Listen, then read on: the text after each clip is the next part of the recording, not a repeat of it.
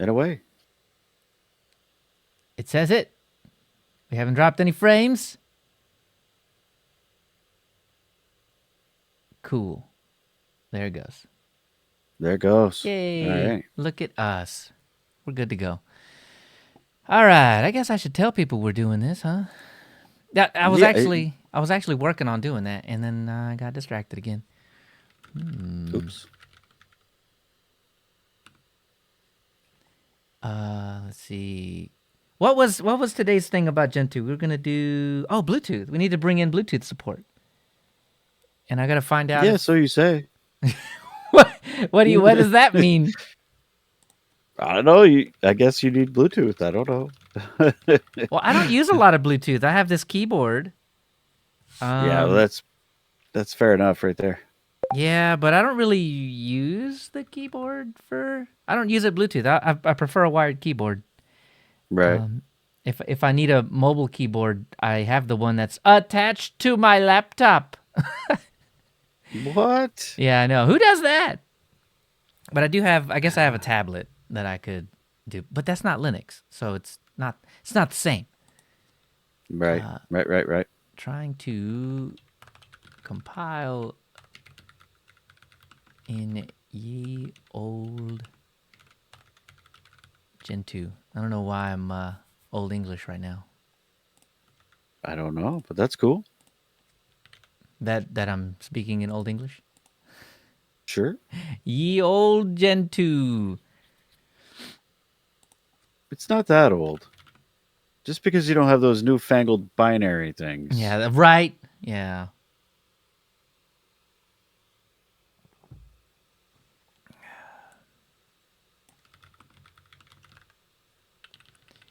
Let's see. We need help compiling Bluetooth.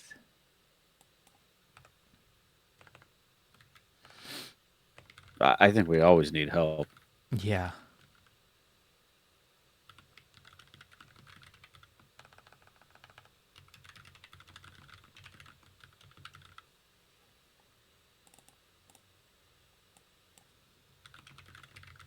There we go. No. What is it? Twitch. I gotta spell twitch.tv. You know, a better person than me would have this link ready to go and wouldn't have to type it out manually. Well, clearly that's not me. You're you're actually pasting it in there. So. Oh man. I have to type it out in one and then I'll paste it in the other. So, that Right. saves me a little bit of time. Right. Okay. There we go. I told those people. Oh, am I in? I gotta tell these people. We're streaming.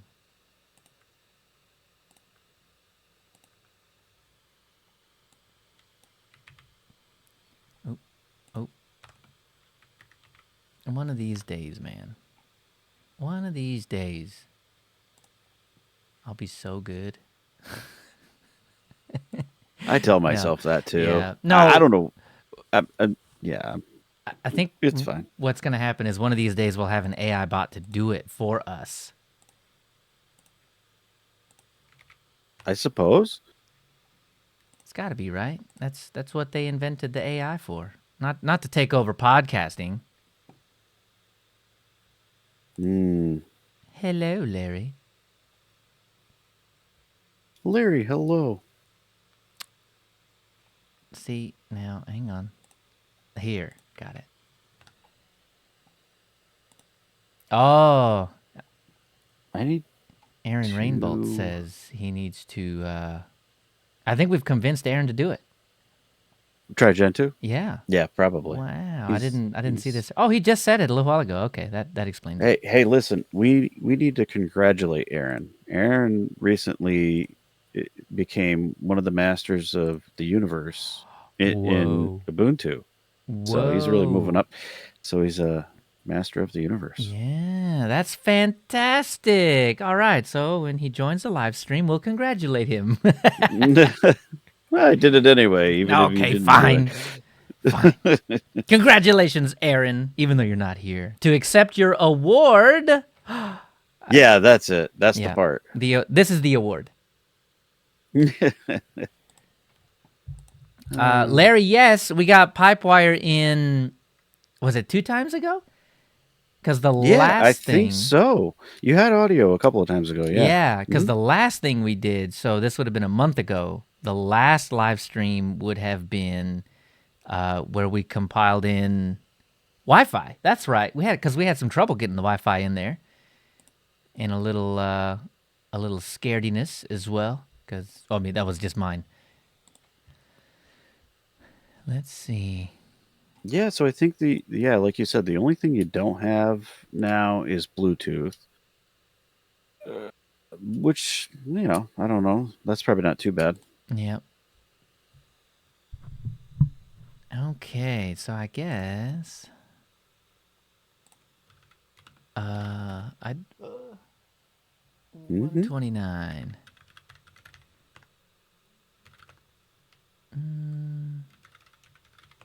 Nope, wrong password. Oh no. Okay, wait. Yeah, because it really locks you out. That's so funny. All right. It's So funny good. right, funny haha, not funny haha.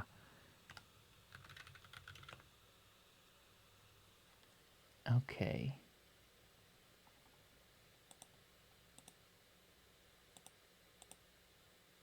Yeah, you getting it working? There we Oh, go. there you are. Wah, wah, wah. There we go. Look. Yeah, the Wi-Fi kind of see, this is why you do the enter thing. This is actually why. Watch, check this out. So oh no, it's good. No. You can feel some lag. You can feel some lag in it. Because I'm Wi-Fi Oh, here yeah, yeah. on the streaming machine and I'm Wi-Fi there. And then it's gotta Hmm. go all the way like 2 rooms away. So it's a bit of a Mm. reach. And so you can feel the lag. You didn't feel it when it was when that machine was wired before, Right, right, right. but you certainly feel it now. All right. So what are we doing, man? We got to figure this out. We got to do the Bluetooth. I guess Let's so. I see. mean, um, consult ye old handbook, right? I mean, that's usually the go-to for me. That's it. Oh no, the stream. I might not be able to do it. Wi-Fi is Wi-Fiing, man. Mm. Hey, so I guess before we get into that, I think I'm gonna drop this ISP, man. It's terrible. It's It doesn't seem to absolutely be working out very well for you. no. It does. It's not. This has been an issue that has been going on for over a year, and I think I had him out here. I phoned in like 6 or 7 times. I had him out here 3 separate times, and each time they told me, "Yeah, it's totally good. You're ready. You're ready to go." And Wrong. yeah, and it just no, that didn't happen every single time because like the problem is it's got to be the cold. It's the only commonality because Mhm. it works pretty good in the summer and in the spring. But once it gets cold, I mean, well, I told you a number. I haven't been tracking it that close anymore, but I told you a number last year. It was in the 40s, I think. Yeah, something like that, and it would just suck. And it is current. It's been sucking all day, and it hasn't been particularly cold. Oh no. Yeah, it's been 45. Okay, so that maybe it has been. Maybe right there, right in the 40s, I right? think Yeah. we hit it. Yeah. So, I don't know if I said it during the show, but I did say it that I think AT&T, the ISP who shall not be named, that's probably what I'll call it from now on because I feel like AT&T is the Voldemort of the ISPs. Yeah. And whoever Voldemort's puppet master is would I guess that would be, oh, is it Time Warner? Because they merged with the terrible one. Yeah. What Yeah, it was might what was the name of be. that one? I wish I could remember the name of that one. But yeah. So AT&T not on. They're on the naughty list of ISPs in my opinion. I do not like them. But anyway, I think Saturday. Yeah, Hmm. and they've been not great to me for service and stuff. My phone. This is a weird problem. So when I upgraded my phone, it was a super simple process, right? I mean, you touch the phones together and then they just do their thing, right? Right. I'm able to receive calls. I'm able to send and receive SMS messages like green bubbles, right? But I cannot make calls. I cannot. I like if you gave me your phone number and I punched it in my phone, it would not go.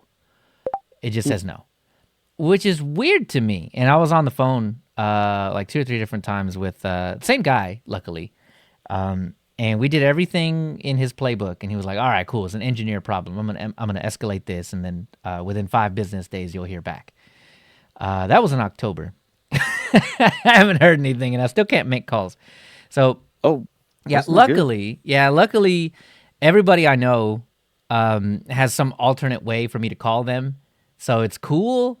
Like, it's cool Not that, really, though. well, not cool. AT&T is not cool, but it's cool that I have alternative ways to get a hold of people in case I need to, and it rings like a phone. So you know, Yeah. it's cool I can get around it, but it's not cool that I have the issue, and certainly not for as long as I've had it.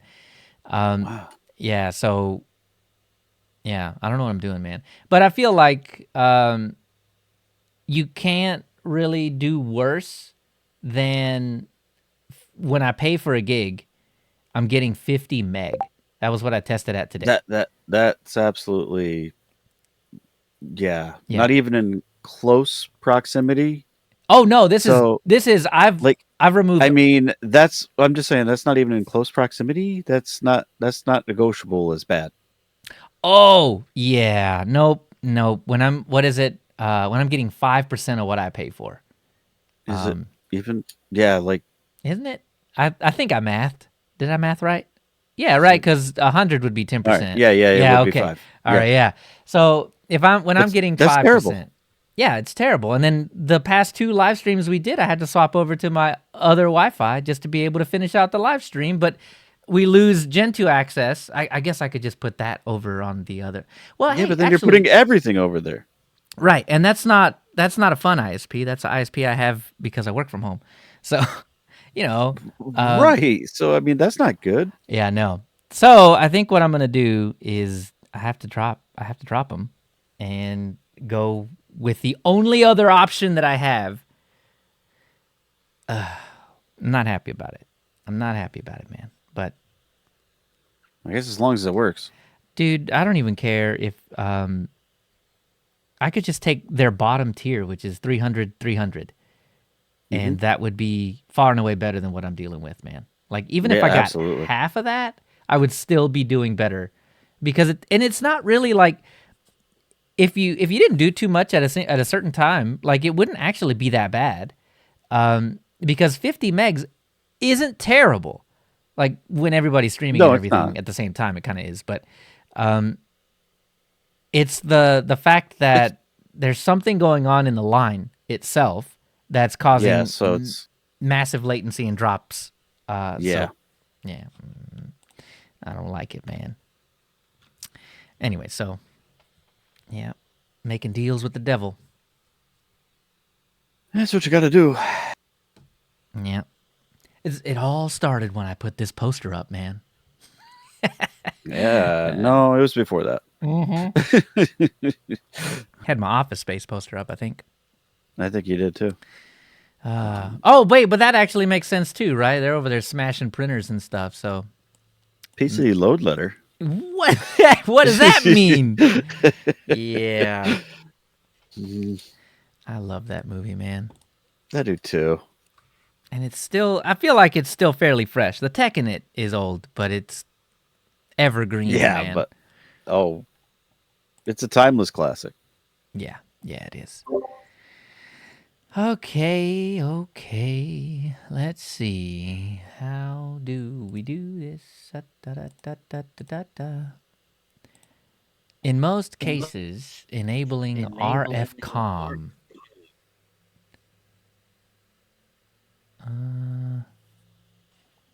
Oh, wait. Here we go. Did I do that? Did I do Linux firmware or did I I do, believe you did. or was it Intel firmware? No, I believe you did You're right. There it is.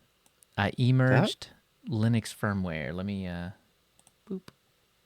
So, all right, that's good. So you got that out of the way. Yes. All right. So let's see. All right. So that's package I installed. Now use flags. Oh, so here's the fun part. We have to decide what I need. That's always the hardest part of all the Gentoo stuff, man, is figuring that part out. Okay. And then Yeah, somebody said in the last stream that like this is not even the list. This is just like a common use list, but it's not actually a list. there's probably other compile flags too. Yeah. Okay, all right. It's difficult. It's difficult to get it all together. All right, so we want blue Z is I guess that's what it's telling us. Yes, I believe you do. Yes. And I think everybody's moved over to blue Z, right? Like Linux Mint dropped Blueberry recently to move over to blue Z. It was sometime last year. So Yeah, I think it's pretty common. okay, all right. Let's see. So yeah, what is a BTP client? Like this is why it's difficult because oh wait, Blue Z is the BTP client, so we want that. Hmm. Oh, I'm an idiot. It says it right here for Blue Z. These are the things. Okay, so yeah, so I don't want. So I want BTP client.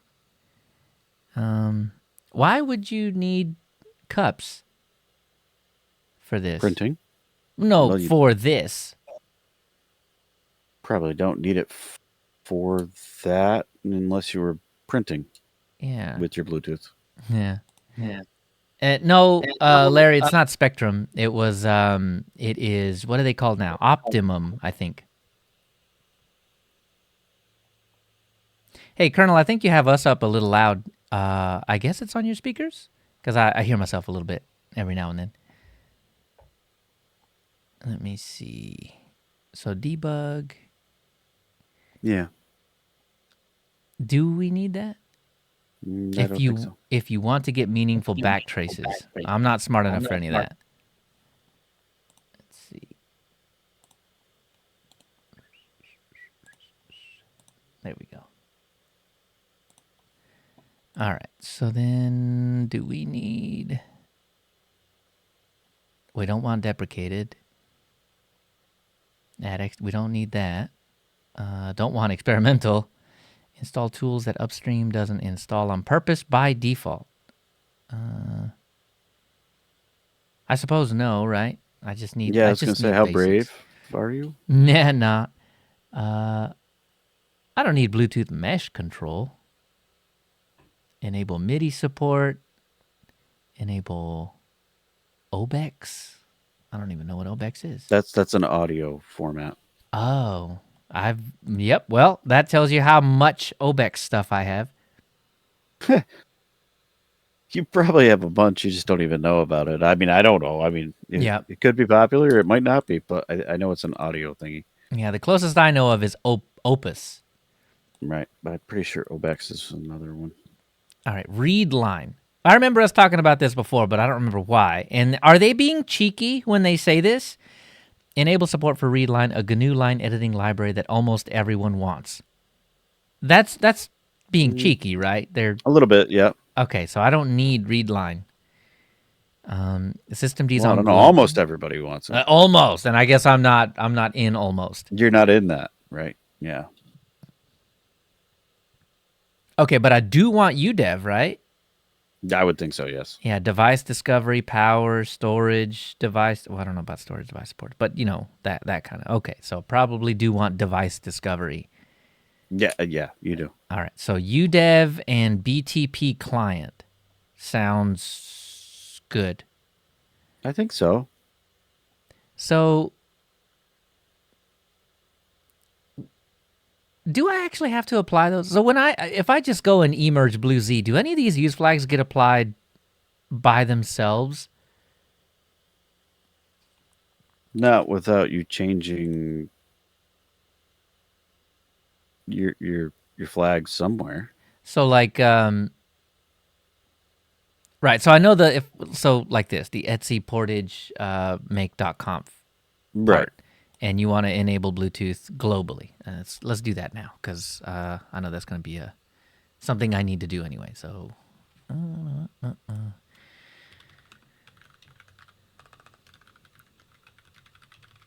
right there. Okay. Oh, actually, someone told. Oh, what was the program that I used the last time to do it for me, to where I didn't have to do it myself? What was that? Um. Yes. Man, I what don't was know. it? I wish I were EUs. Here it is. EUs. Let's see about EUs. So I did EUs enable. That's it. Okay, so EUs Bluetooth. Adding Bluetooth to make.conf. Hey, that was kind of cool. All right. That makes it easy, man. And Yeah. then, okay, so I think I've never done this one before, but I think I can get this done. So EUs enable for the package Blue Z. Right. I want to enable, what did we decide? UDEV and BTP client. All right. Do we think I'm going to blow it up like this? What do you think? What do you think of this one? EUs, E I for don't think you'll blow it up. E for enable, P for package. Package is Blue Z, UDEV BTP client. Do we think I need to do that any other way? I don't know. Let's see what happens. Is P an option or a sub option? And then use flag list. Okay. Well, let's see what happens. Okay, package Blue Z does not exist. So do I need to emerge it first and then add it? I suppose so, right? I guess so. Well, see, now they're having me do it backwards. They're having me do an emerge first and then add Blue Z. But that's probably smart. Okay, so do we think this is going to take a long time? No clue. I haven't updated, but I also haven't e-mainted, so I shouldn't have new packages, I don't think. By adding the Bluetooth use flag, I had Bluetooth in my... Oh, and it brought in Blue Z. Oh, okay, so I may not have to actually do anything. May not. I don't see it on the list, so I don't think it's going to come in automatically. No, But you'll have to pull it in. okay, all right. But we need to merge these packages, and yeah, we'll just okay. Do we think any of those are going to take a long time? They don't. Maybe. X Wayland may take a little while.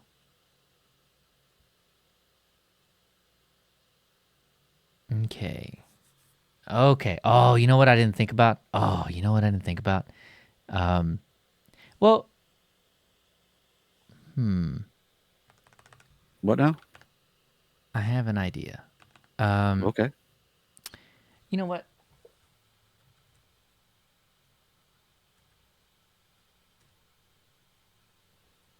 The little things are weird. Like the some of the little icon things don't actually work over there, but you can't tell. You can't tell over here. So we'll do that because I want to keep an eye on it. And if I have to swap over to the other Wi-Fi because it's downloading stuff and sucking all my bandwidth, the little bandwidth that of the I was gonna say. 1 gig, The little bit of bandwidth that you have left. yeah, the little bandwidth that's coming trickling out of the tap, uh, I can swap over and we can keep watching it over there. All right.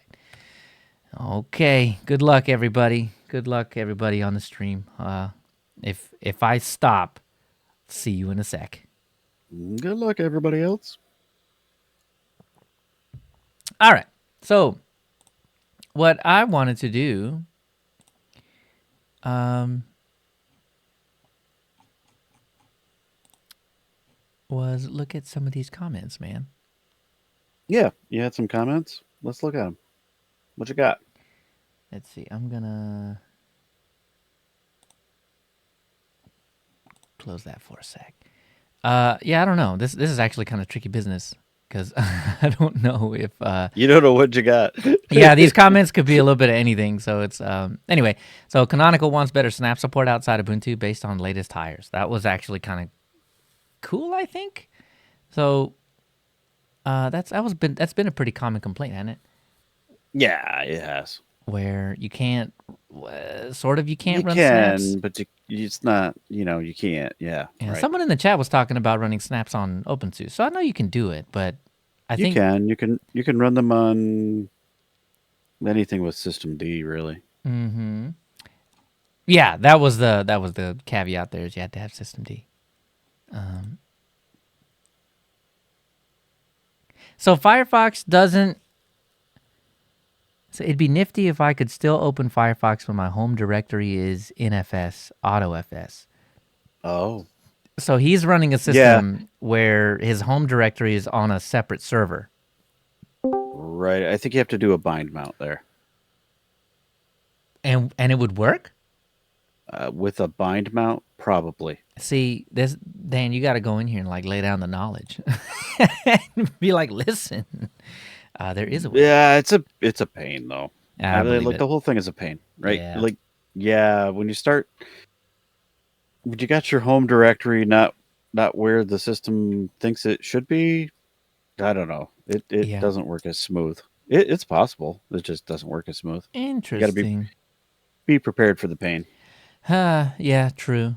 That's just it feels like a really complex home directory setup, but I guess it's kind of It's portable that way, right? right. It's kind of a stand-in for when people tell you, well, you got to back up your home directory and exclude these directories, or include these directories, I guess. But would that work? Like, you'd have to have the exact same software installed on everything, but it's not much.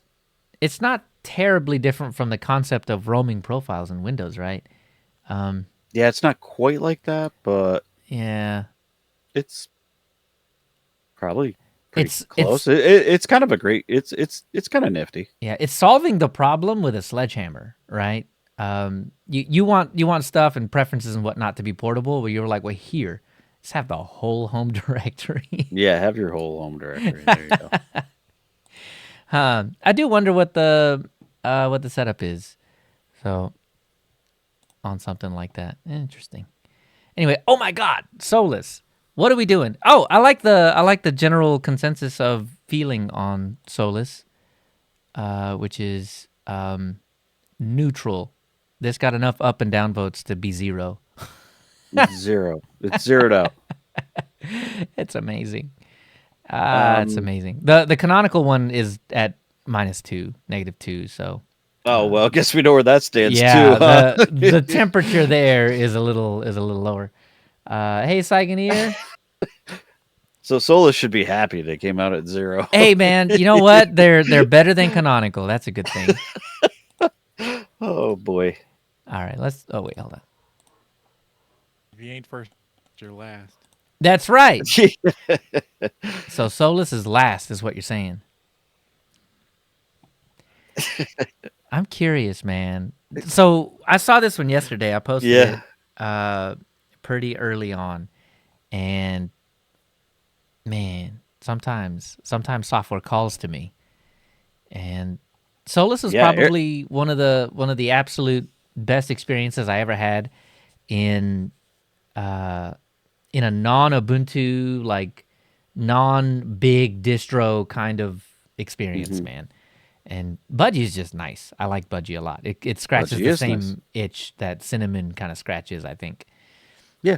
Pretty similar. I mean, although as Eris pointed out in the Telegram, they've got your favorite now of XFCE. They did better. I They do did wonder better. what it looks like. What yeah. Wonder what looks like, Solus or Budgie? Yeah, their implementation of XFCE. I Oh, mean, well, I've I got bet a it looks pretty. I bet it looks pretty darn nice. we got a teeny tiny little screenshot here. Let me see. Maybe we can find it. Oh, there's Budgie. Budgie looks like Budgie, which is good. There's Plasma, and it looks exactly like you'd expect in XFCE. So they've got, I suppose that's got to be Whisker menu down there. So they've got Windows 95 vibes. It's They that sure do. Yep. little I was little. curious. Listen, I was just curious, see what it looked like. Everybody does a different thing, and yeah, it might be all right. That's Probably not. it, man. Yo, is that you, Jason? Welcome, welcome. Yeah, Jason's So, here. Mark, Larry. XFCE is Jason's favorite desktop as well. Maybe. You know, can you say, I don't know that I can say that about anybody that I talk to on any regular basis whatsoever. But you know, that's not to say Very XFCE is few. bad. It is. Yeah, it's something you can count on. Let's put it that way. Yeah, shorten that up too. It's something. I can keep this down. That right? Yeah, right. If I just full screen Firefox, I'll never notice. But that's cool. That's a lot of work. They did a lot of work to bring it back from the brink. And I guess they're using all that really cool open snake stuff that what was his Yeah, name? well, they're using Calamari's installer now. Yeah, they did make that change. That's really cool. That So- that surprises me. So especially with the proliferation of Flatpak, it's really really hard for me to be like, no, I shouldn't try this. The only excuse I have is both drives in this laptop are used up by something, so I don't want to mess with that too much. Cinnamon, that's right. Cinnamon is the best desktop. Yeah, Larry says the older installer was fast. It was insanely fast. Yeah. I'd never seen anything install as fast as that. Isn't that the one that Elementary uses too, and Pop OS uses too? It's not that one. No, they had their own thing, and it like I don't know, like 3 minutes and you'd be done. I do was remember just it being amazing. fast. It was really quick. Yeah. I mean, what did it do that the other ones didn't do? Why did the other ones take so long? Probably just the way they was copying the files, Meth? like the Yeah, like yeah, a little bit. no, just like yeah, I don't know. There's different rsync methods, I suppose, and I think that's what most of them do. Yeah, it depends on the compression, probably. Huh. Okay. Well, that's cool. So I don't know. Well, I guess now that we don't have to burn it to DVD, you don't have to care about the 4 point whatever gig limit. Right. And so you just get to use fast compression too. So you can sacrifice compression for decompression speed. You know that's actually not a terrible point. Smaller repos.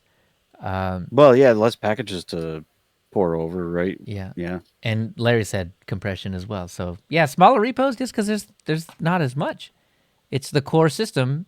And I remember back in the day we were talking about, I think it may have been when we covered Solus a long time ago, that it was their intention to get rid of that entire third parties thing that they had going on. I don't did that. I wonder if they ever did that. See, man. I think it's still there. Maybe it's not now. I don't know. Yeah, because that's how you got Google Chrome and a couple other Right. things. But now, doesn't FlatHub have like for real Chrome? I think they do. FlatHub does, yeah. but they like Flatpaks weren't as big of a thing But when they started that, right? that's what I'm getting at, is that was one of the reasons why I didn't really fully stick with Solus, but I was on it for like 6 months, 8 months, and I was using it as a daily driver, so it wasn't that bad. There were just a couple things that you either couldn't do it out of the box, but that were just such a slog to make work. But they were one of the first to have that gaming thing, the feral Feral Gaming something. Game mode. Yeah, I think so. And it like Yeah. I forget exactly Feral what it Interactive did. made game mode. Yeah. Yeah. Yeah, I think that was what it was, and that was fantastic, man. And they were one of the very first ones to implement it, and that was what pulled me over, I think. And then I stayed because everything was everything felt so fast. The desk, It was fast. It is fast. yeah, and they're poised to make it faster. Serpent OS, I forgot what Yeah. it was called, but all the Serpent OS tooling. What is his name? Ike? Ike. Yeah, that's right. Ike Doherty? Yeah, because he That guy? went to Intel and then did his Serpent thing, and then now he's using Serpent to make Solus again, or improve Solus. So, but yeah, that the third party thing, and now that you can get Steam third party, you can get, I mean, any app, pretty much any app, all the apps, everything is a flat pack Yeah. now. What's available now is far greater than ever before. So that's almost once you get the base system up and the ability to get a flat pack going, you can pretty much create whatever you need. Yep, yep. And now Budgie's decoupled from Solus. They were the best Budgie out there, that's for sure. Now they're decoupled, but they're not doing so we don't know if they're doing the EFL thing or not. They said they were. I think it was Josh Strobel on the way out, kinda, was the one pinning those articles about Budgie will eventually use something, and then eventually they landed on EFL.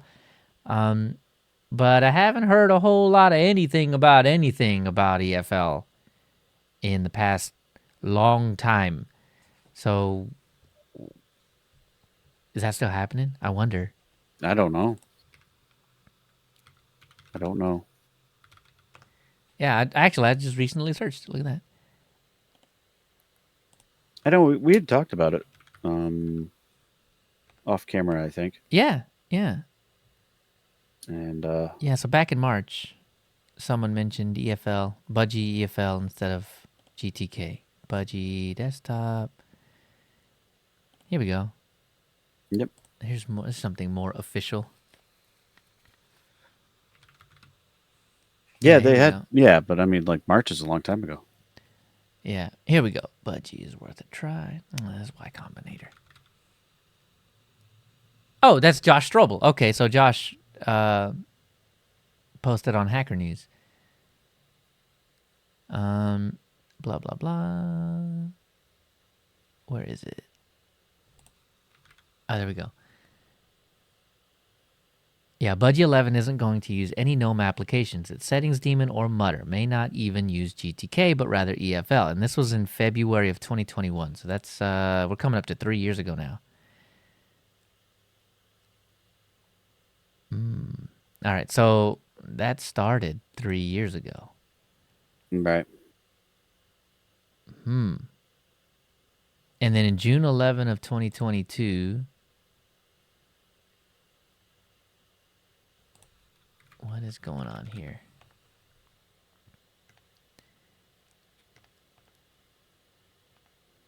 Okay, how did they close it?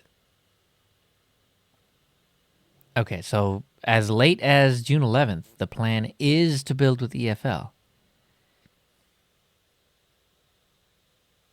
Yeah, 2021. Oh, wait. So Cerebit closed this as not planned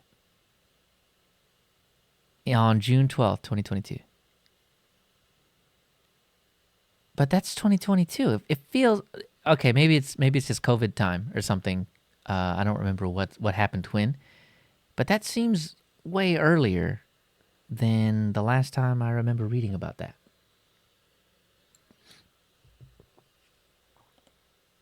And I mean to say, it just seemed like Yesterday? pretty much. But there's nothing more recent than anything in 2022. So all of 2023, we just kind of ignored it.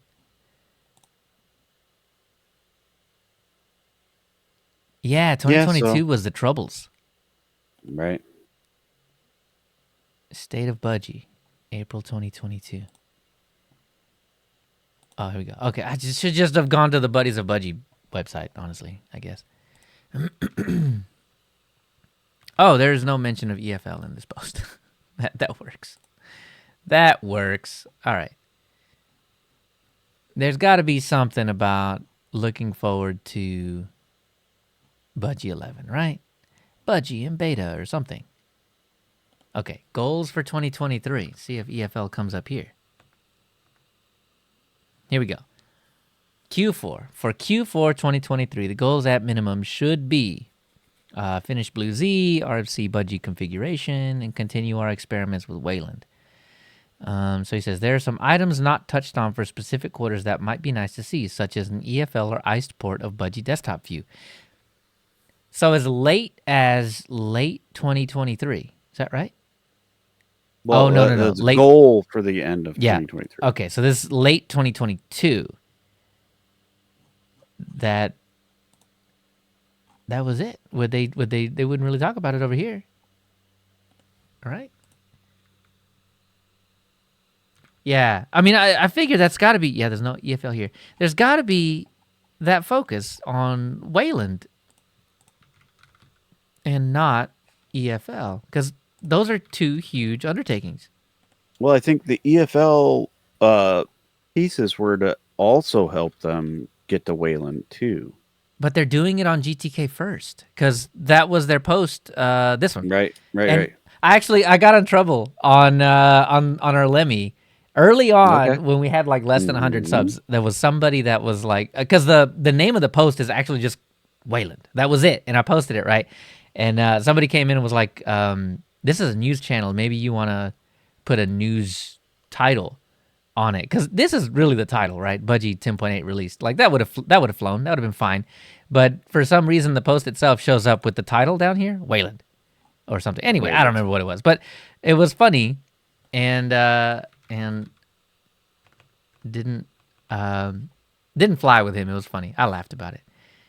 Anyway, no mention of EFL. But anyway, so what I'm saying is they're on Wayland on GTK first, and then I guess they'll get away from Wayland GTK. But it's the same game. You have to play the exact same game on EFL while rebuilding the desktop from the ground up, essentially.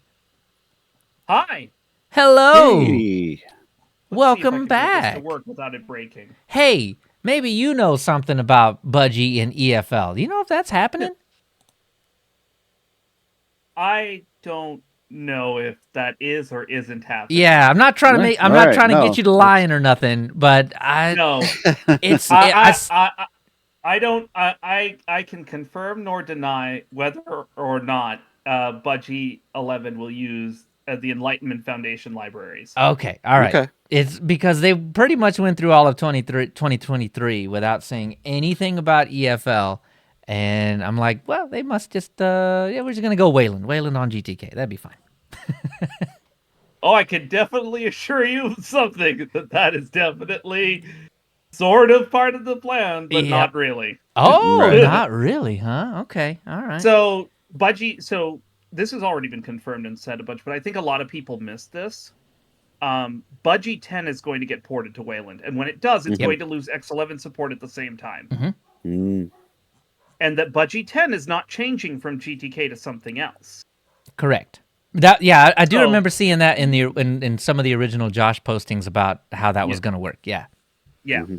So when you say it's going to be part of GTK is going to be part of it, that is true, because Budgie 10 will be ported to Wayland, and that is not changing away from GTK. As for Budgie 11... Gotcha. Yeah.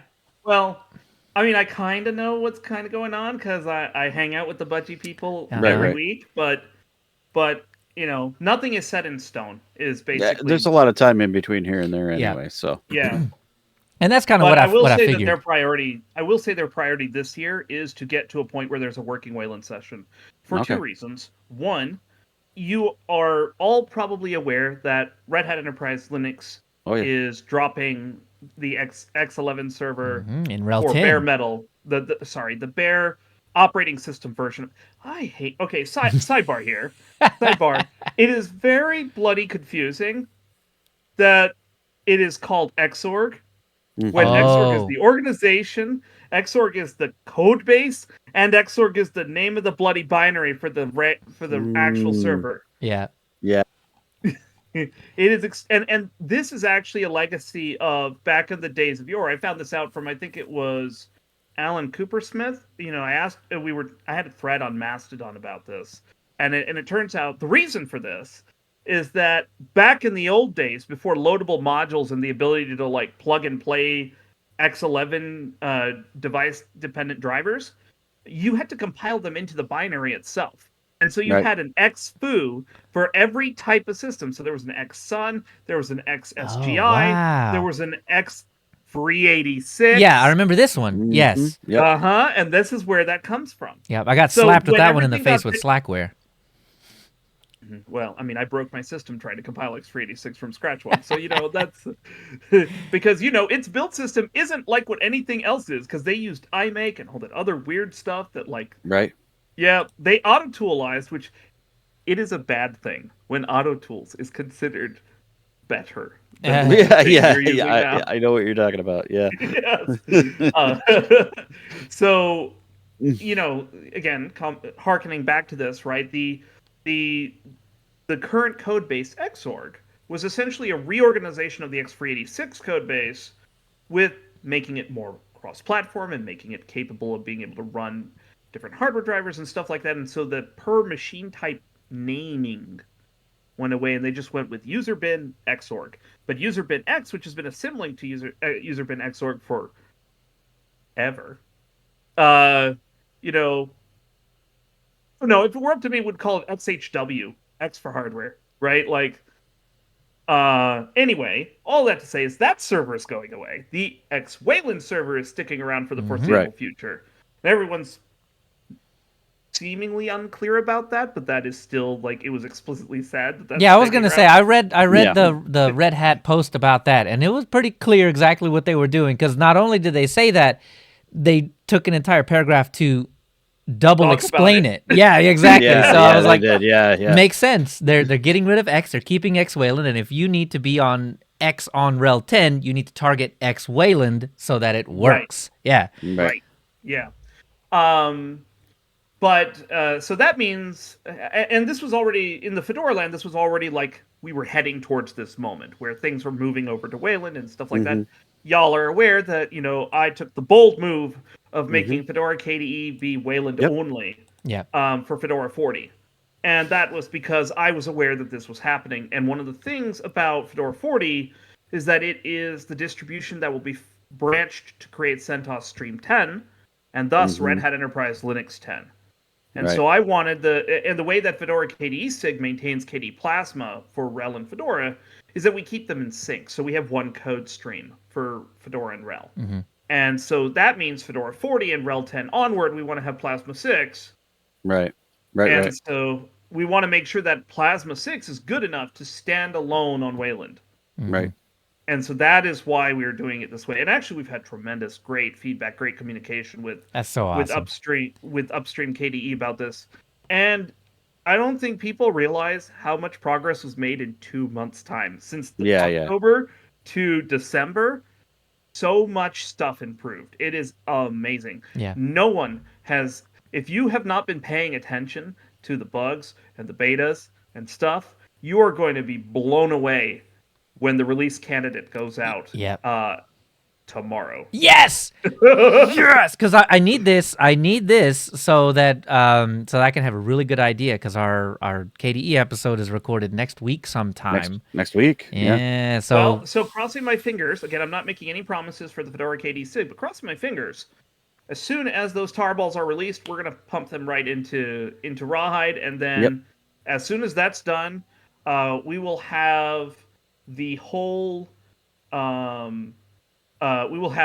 have nightlies being produced of both Kinoite and regular KD spin, and you'll have that going. Actually, as part of this, I've been going through and expanding and working on, like, okay, what other parts of the stack do I need to worry about in Fedora land? About, can we uplift these into a Wayland or X-Wayland type experience? And so, for example, I, along with another member of the KDE SIG, worked together to uplift the distro-wide initial setup wizard that we can Okay. use if you want to do an OEM type installation. Mhm. You want to split the installation phases into two, kind of Mhm. like Yep. yeah, you know what I'm talking about. Yeah, Like Ubuntu used to have one you of have, those, didn't they? Yeah. Yep. I mean, I think Ubuntu still has one, doesn't it? Do they? Yeah, they do. Oh, okay. Yeah, okay. that's what I thought. Yeah, and especially like if you got something from like say Tuxedo or one of those, Right, it would Right. run that wizard. that'd be the way it came when you got it. Yeah. Yeah, and Anaconda has a similar functionality. It's called the initial setup wizard. Anaconda initial setup is what I like to call it because there are so many things called initial setup. It is extremely confusing. Right. Well, another member and myself ported it to run on top of Weston, Oh, which nice. is the reference Wayland compositor. And, we also then tweaked it just a little bit. So we could also run it on top of Quinn, the Okay. KDE Yep. compositor. Oh, So now yeah. that works too. You're the So- first person I've ever heard calling it Quinn, and I like that better because it's a single syllable, but I've always heard it as Kwin. I've gone interchangeable on it, but I find Quinn to be faster and easier to say. Also, well, it yeah. seems to irritate some people, so I like it more. That's There my you kind go. of that's exactly the reason I would say something like that. Yep. That's why I say GIF. Okay, now we have a problem. No. Listen, giraffes exist for a reason, to make me write on GIF. That's it. Oh my gosh. That's But see. yeah, like so. My objective over the next few months is to actually work through the rest of this stuff and try to see whether I can help at least uplift to X Wayland, if not native Wayland, Right. within the stuff of things that we use as Fedora specific stuff. Because a lot of this stuff hasn't gotten a ton of love. There's been a marked shift in general towards, leveraging the desktop experiences and expanding on them. But not all the desktops have this level of comprehensiveness. For example, only GNOME has an initial setup wizard of their own. Everyone else has to rely on whatever the distro can offer you. And we all rely on Anaconda, the installer, and Right. all this other stuff. And so there's a bunch of stuff we got to do. And I am a roll up my sleeves and try to make things work kind of guy, and that's what I do.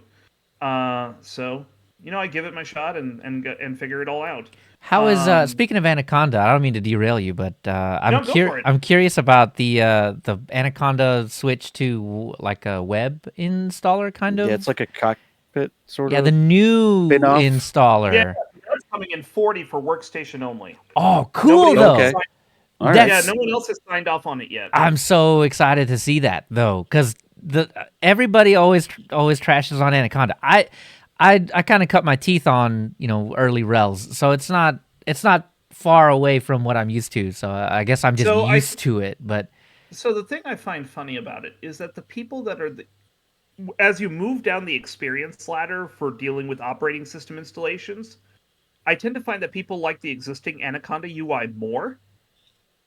And then as you move up the ladder, people have had longer and longer time to deal with to be involved in Linux and using it, where they have these preconceived notions of how all this stuff is supposed maybe to work. that's it. Yeah. Yeah. They hate it more. So Yeah. the stepwise ladder, and to be honest, my personal perspective is I'd rather make it better for the people who know nothing than the people who know everything. Yeah. Because Exactly. the people who know everything can figure it out. Yeah. Right. And I guess that's probably why I like it, because it was one of my first Linux installer experiences, so I had no expectation. And Right. you click around But a if little you have bit. that expectation that you're going to have this like weird graphical representation of how the disks are laid out on a Yeah. partition table, which by the way isn't real and isn't true, and that's not how any of it works. Right. Yeah.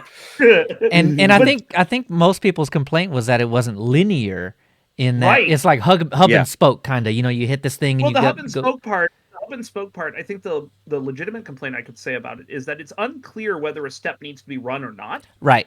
And that is something that, like, to be frank, the reason why this is all happening is because nobody really wants to maintain the custom GTK widget library that was written for it. There is actually no native GTK widgets for doing hub and spoke. So what you're saying So is Yeah. they would Anaconda have has a completely custom library on top of GTK to implement all of that. Okay. Yeah. Wow. Wow. That That's sounds kind like of a cool. It's lot the to same- maintain. Yeah, well, Yeah. it's the same kind of thing that happens when you implement your own language bindings with a programming language that nobody uses for desktop applications to bind to system libraries and toolkits, like Flutter. Yeah. Yeah. Yep, that's the one. Yep. You get to write everything in Dart, which was not made for a system application language. Mm-hmm. All Mm. right. And looking at that tool chain makes me sad. I would have like the Dart compiler is eye searing in terms of like how do you build it, how do you run it. Like Mhm. Right. I think when Flutter was first announced and the ability to build Linux applications with it was first announced, me and a couple of other people took a look at probably bringing it to Fedora, but we couldn't even get the Dart compiler sorted. So like, Mm. if you can't get Dart sorted out, how could you get anywhere else? You can't go anywhere else. Yeah. No, it makes it. Again, personally, I worry about that kind of stuff when you have toolkits and tool chains that are actually exceedingly hard for people, even skilled people, Skilled. to Yeah. figure out. That's worrying. Yeah. Yeah. You have to be able to have the foundations. Yeah. Mm-hmm. Kind of But important. yeah, like so for Anaconda, it was just what are you supposed to do when no one wants to work on the toolkit library anymore? Mhm. Also, Oh, then there's why does that yeah, echo of X so much? Xorg. yeah. Well, and also like the other thing is that at some point Anaconda would have to move to another toolkit library. Is it GTK4? No, it's That would be the EFL with natural Budgie. progression. Oh, don't even. But like, would it be GTK4? Can it be done? Is the hooks in place? Like, and then you have to talk about, well, we have this whole custom widget library. How do we bring that over? And the tooling we used to make all this stuff is actually gone now. You have to change everything. Woof. Right. Sounds And like fun. also this continual hammered feedback over the past 10 years of all the people who have been in the Linux world for a long time are all like, this UI sucks, it's terrible, and telling nobody ever thanks the Anaconda team for anything. And that is honestly sad to me. Yeah. Yeah, it is. They have a hard job, and they have to do a lot of work. And that current Anaconda team that works on it now is not the team that made Anaconda 10, 12 years ago. Exactly. Oh, of course not. Yep. They Yeah. have no context for almost all of it, and they're stuck with it. Yeah. They're trying to. Yeah. They Trying got to to fix do things they too. got to do the best. That's that the they story can. of all legacy software now, isn't it? Right? Yeah. And I appreciate that team so much. They do such a fantastic job. They're so friendly, and they're so bloody short-staffed. Yeah. Like no one really thinks about how important those projects are. I, for one, Yeah. enjoy Anaconda, the fruits of their labor, and the most recent Anaconda releases. I really enjoy that installer. I like it a lot. So, props to them for keeping it up. Well, if you clip this up and give it to me, I'll send the clip to them. Because Hey! I will. they don't hear it. They don't hear it enough. They All right. really don't, and it makes me very sad because like I have stared into that beast to try to understand what the heck it does, and when I've Right. had to fix it and look at things and do my own backports and cherry picking for things like that. And man, I don't envy them. It is a very complicated. Installing a Linux system is not simple, and it's No. not because it's not the Linux part that's hard. It's the system part that's hard. The Linux part is easy. You just create a directory, and you just pile the package manager into the target, and that's it. You're done. Exactly. Yep. But it's everything else surrounding that's hard. How do you do is. the partitioning? How do you do the disk detection? How do you do the boot configuration? How do you interface with the firmware? How do you detect what kind of firmware you've got? What kind of arrangements can it have? Does it support the disk setup that you're trying to apply? Is it able to? Can it find the network card? Can the network card be initialized? Does it actually? Can it be configured? Can the configuration be transposed onto the system? And it goes on and on and on. And if any of those things go wrong at any point for any person, there's an entire Twitter brigade coming at you. Yep. Yeah. This yeah. is terrible software. What is this?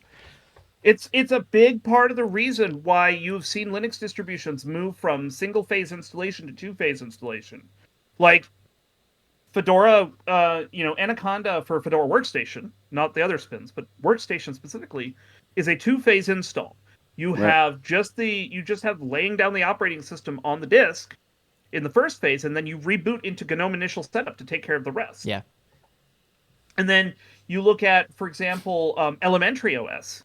They've got that installer based on, I think, some Rust library called Distance from the It's Papa really people. good. I like it a lot.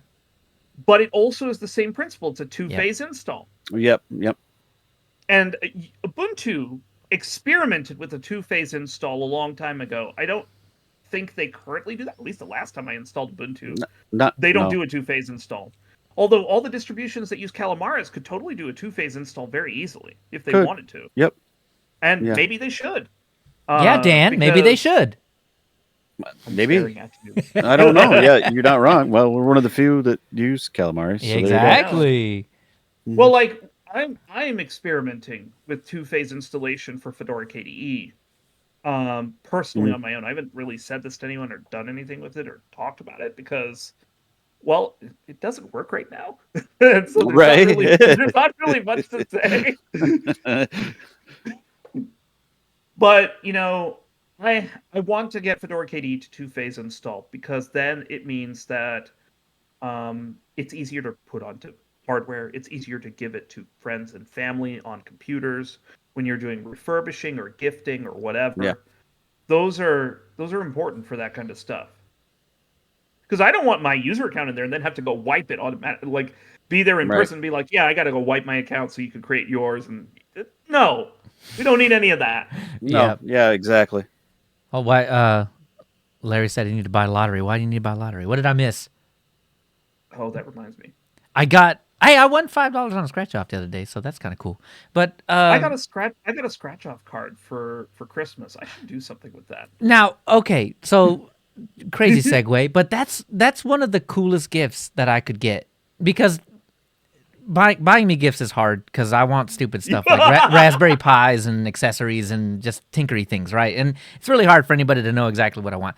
But if you give me like a pile of like $1 and $3 scratch offs, like that's fantastic because that's got me busy for like 30 minutes. Like, I won $12, guys. Yeah, yeah. I'm a very simple guy. But yeah, well, I'm a simple man too. I just happen to have a lot of technical chops to go with it. Yeah, see, there you go. Yeah. I'm very monkey brain. Yeah. Just So like fireworks and I'm good.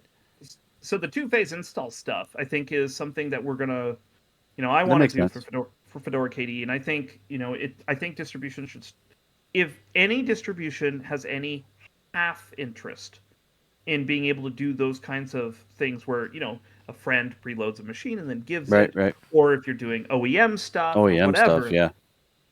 You probably want to make sure you can have a working two-phase install. Because actually a surprising number of them don't. Yeah. For example, that's the entire situation we have with I need you to have a laptop off the shelf. This is as close as we can get to doing it for people that you know. Yeah. Like, here you go. All you got to do is put in your username and click, and you're good to go. Right. Yeah. And one of the reasons why we didn't do it in Fedora KDE for so long was because the initial setup wizard wasn't working. Oh. Right. So now now that I've got it working on top of X Wayland in a Wayland compositor, I need to go look and see, can I actually make it work? Mm-hmm. Does it do what it's supposed to do? Yep.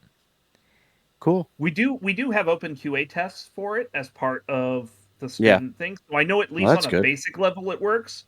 But like, what if I turn on all the spokes and start turning off stuff from the first phase of the installation? Like, I don't know what happens then. Yep. That's when it gets fun. Mm-hmm. Right? Yeah, you got to go try to break the things that OpenQA couldn't figure out. Yeah. Right. Exactly. Otherwise, it's no fun. But speaking of and going further on that front, right? Like, outside of GNOME and KDE, right? Nobody else has done anything yet for Wayland, which is scary. Budgie's trying. Well, there's a bunch of people trying. There's a bunch of people trying. XFCE has initial setup. I saw. Who else is there? So Matesh? XFCE's in a weird spot here because some dude outside of the project ported XFWM to Wayland, but the project themselves don't want it, and I don't understand what's going on here. Yeah, well, that's interesting because Olivier Fortin, who is the creator of XFCE, I know. works on Wayland stuff. Yeah, for his I day know. job. Yeah, and well, not He not also- only that, he's Yeah. he's the only project he works on anymore within XFCE is XFWM. Isn't that what he told us? Yeah, That's pretty much. he only This is why works on I'm the. so confused. Yeah. I am so confused about the whole state of XFCE right now. I have an inkling, and it's because if Olivier is working on Wayland at his a day job, and if he's the only one dealing with XFWM in the background, that means that he's got a solution in the works, Yeah, and he doesn't want to it- take somebody else's He work. doesn't want to take it. Yeah, maybe. Well, I want to know. I hope I so. want to know because, Maybe? from the Budgie perspective, right? This is something I can say pretty confidently. It's like Budgie's reusing stuff from XFCE as well, right? Like the XFCE windowing library that they've written to abstract the different X11 and Wayland stuff, and there's some collaboration going on around that front. Like I want to know what. Also, XFCE is a nice desktop. I want it to still work. Well, it's good old stable. Yeah, we want it to be there. You know Yeah. what you're getting with XFCE. That is for That sure. is true. And XFCE is the only desktop older than KDE. Yes. Oh man, we covered that, and that was it was extremely We did. surprising to me when we were deciding on what to start with, XFCE, GNOME, KDE, and the fact that it was before the other two. Yeah. Just it sealed the deal. That's why we went with it first, and it was. I mean, It was in a really different, at that point. And but- I Well, really- it used X Yes. forms. Yeah, It and used X forms. I think that's X- the thing that killed it. And it's the same thing that killed I think KDE early on. That it was in a weird spot with free and open source software, and that's I feel like the early Qt on. One, well, yeah, Qt 1 being essentially a non-commercial Yes, license. exactly. Nobody liked Was- that. Nobody liked that. And that Xforms- sparked. Right, and Xforms was just a butt ugly. That's really Yeah. what it was. You couldn't use Motif, which was nicer Right. looking, Yeah. Right. because it was also in the same boat as Qt. Yeah, I So was gonna what say were you supposed to do?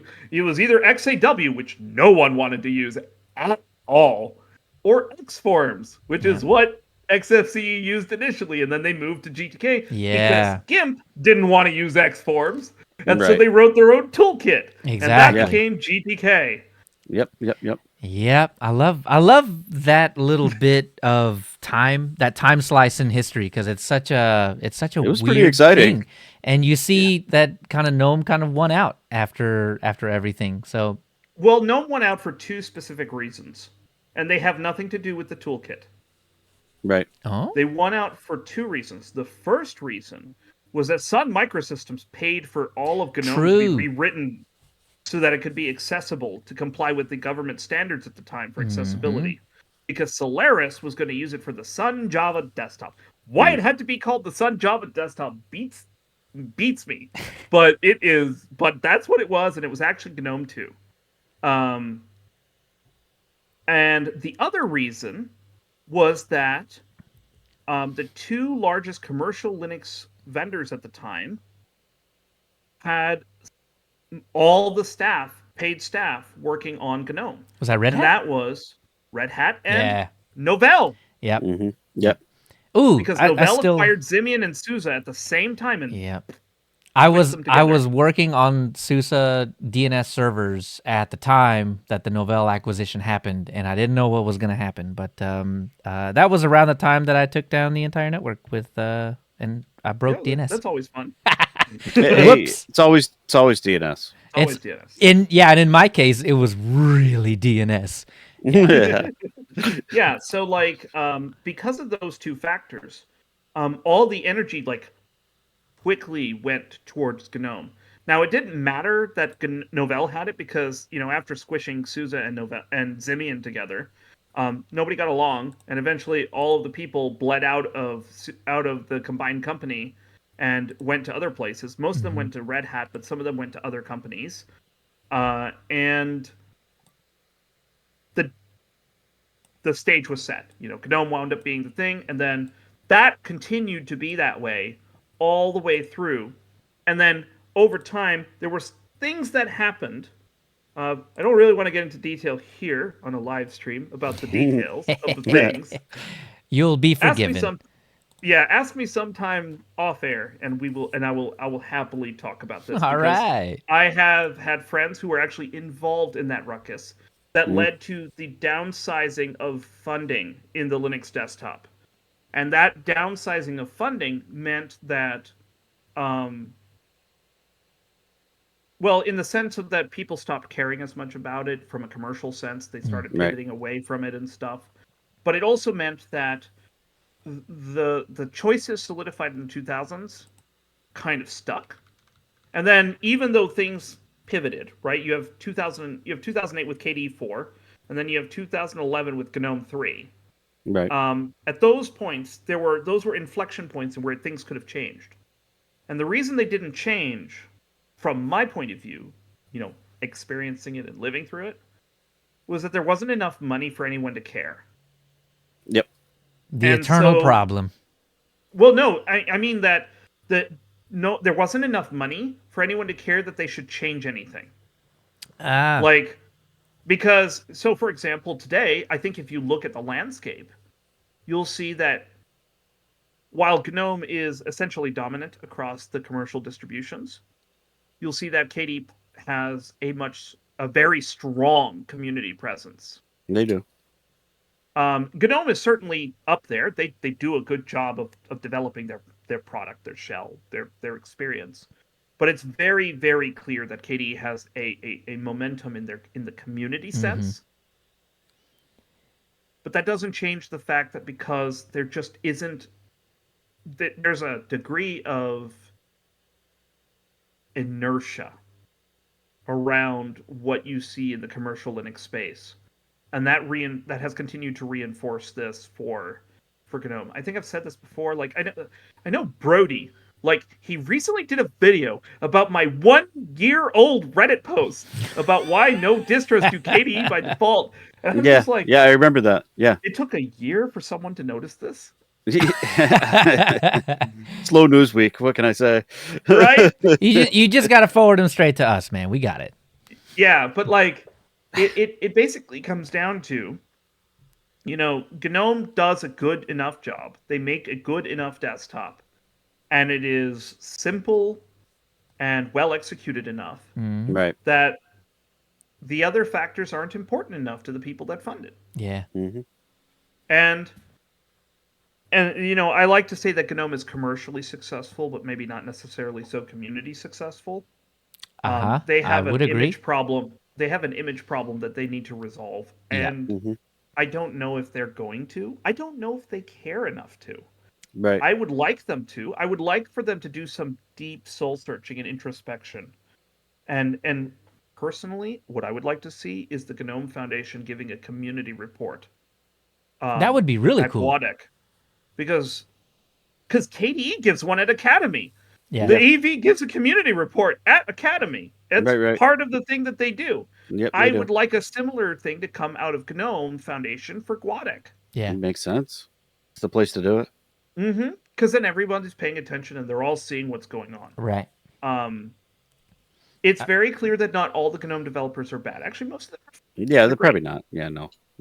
But it's really, really bloody annoying when you have some of the few that are, and no one does anything about it. Or it feels like no one's doing anything about it. Maybe there is something being done about it, but we don't know. Yeah. Mm-hmm. And this is Yeah. one of those things that a community transparency report would be super helpful about. Right.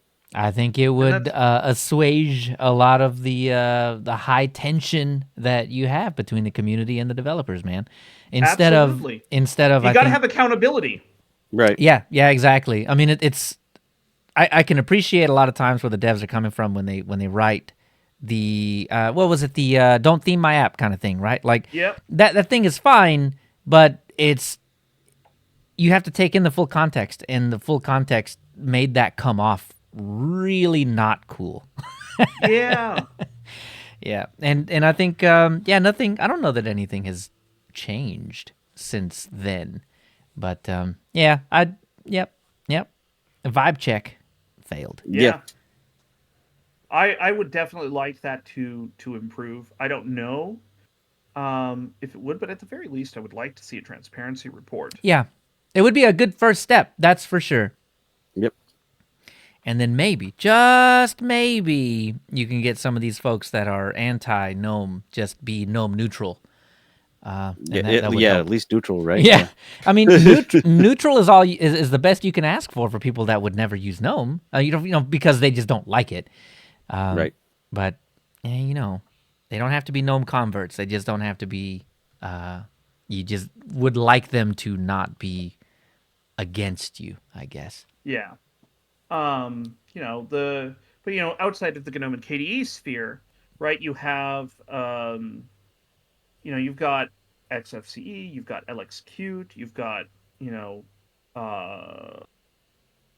you know there was LXQt? Dan, Mate. did you know there was a Wayland? I didn't know that. No, that's good to know.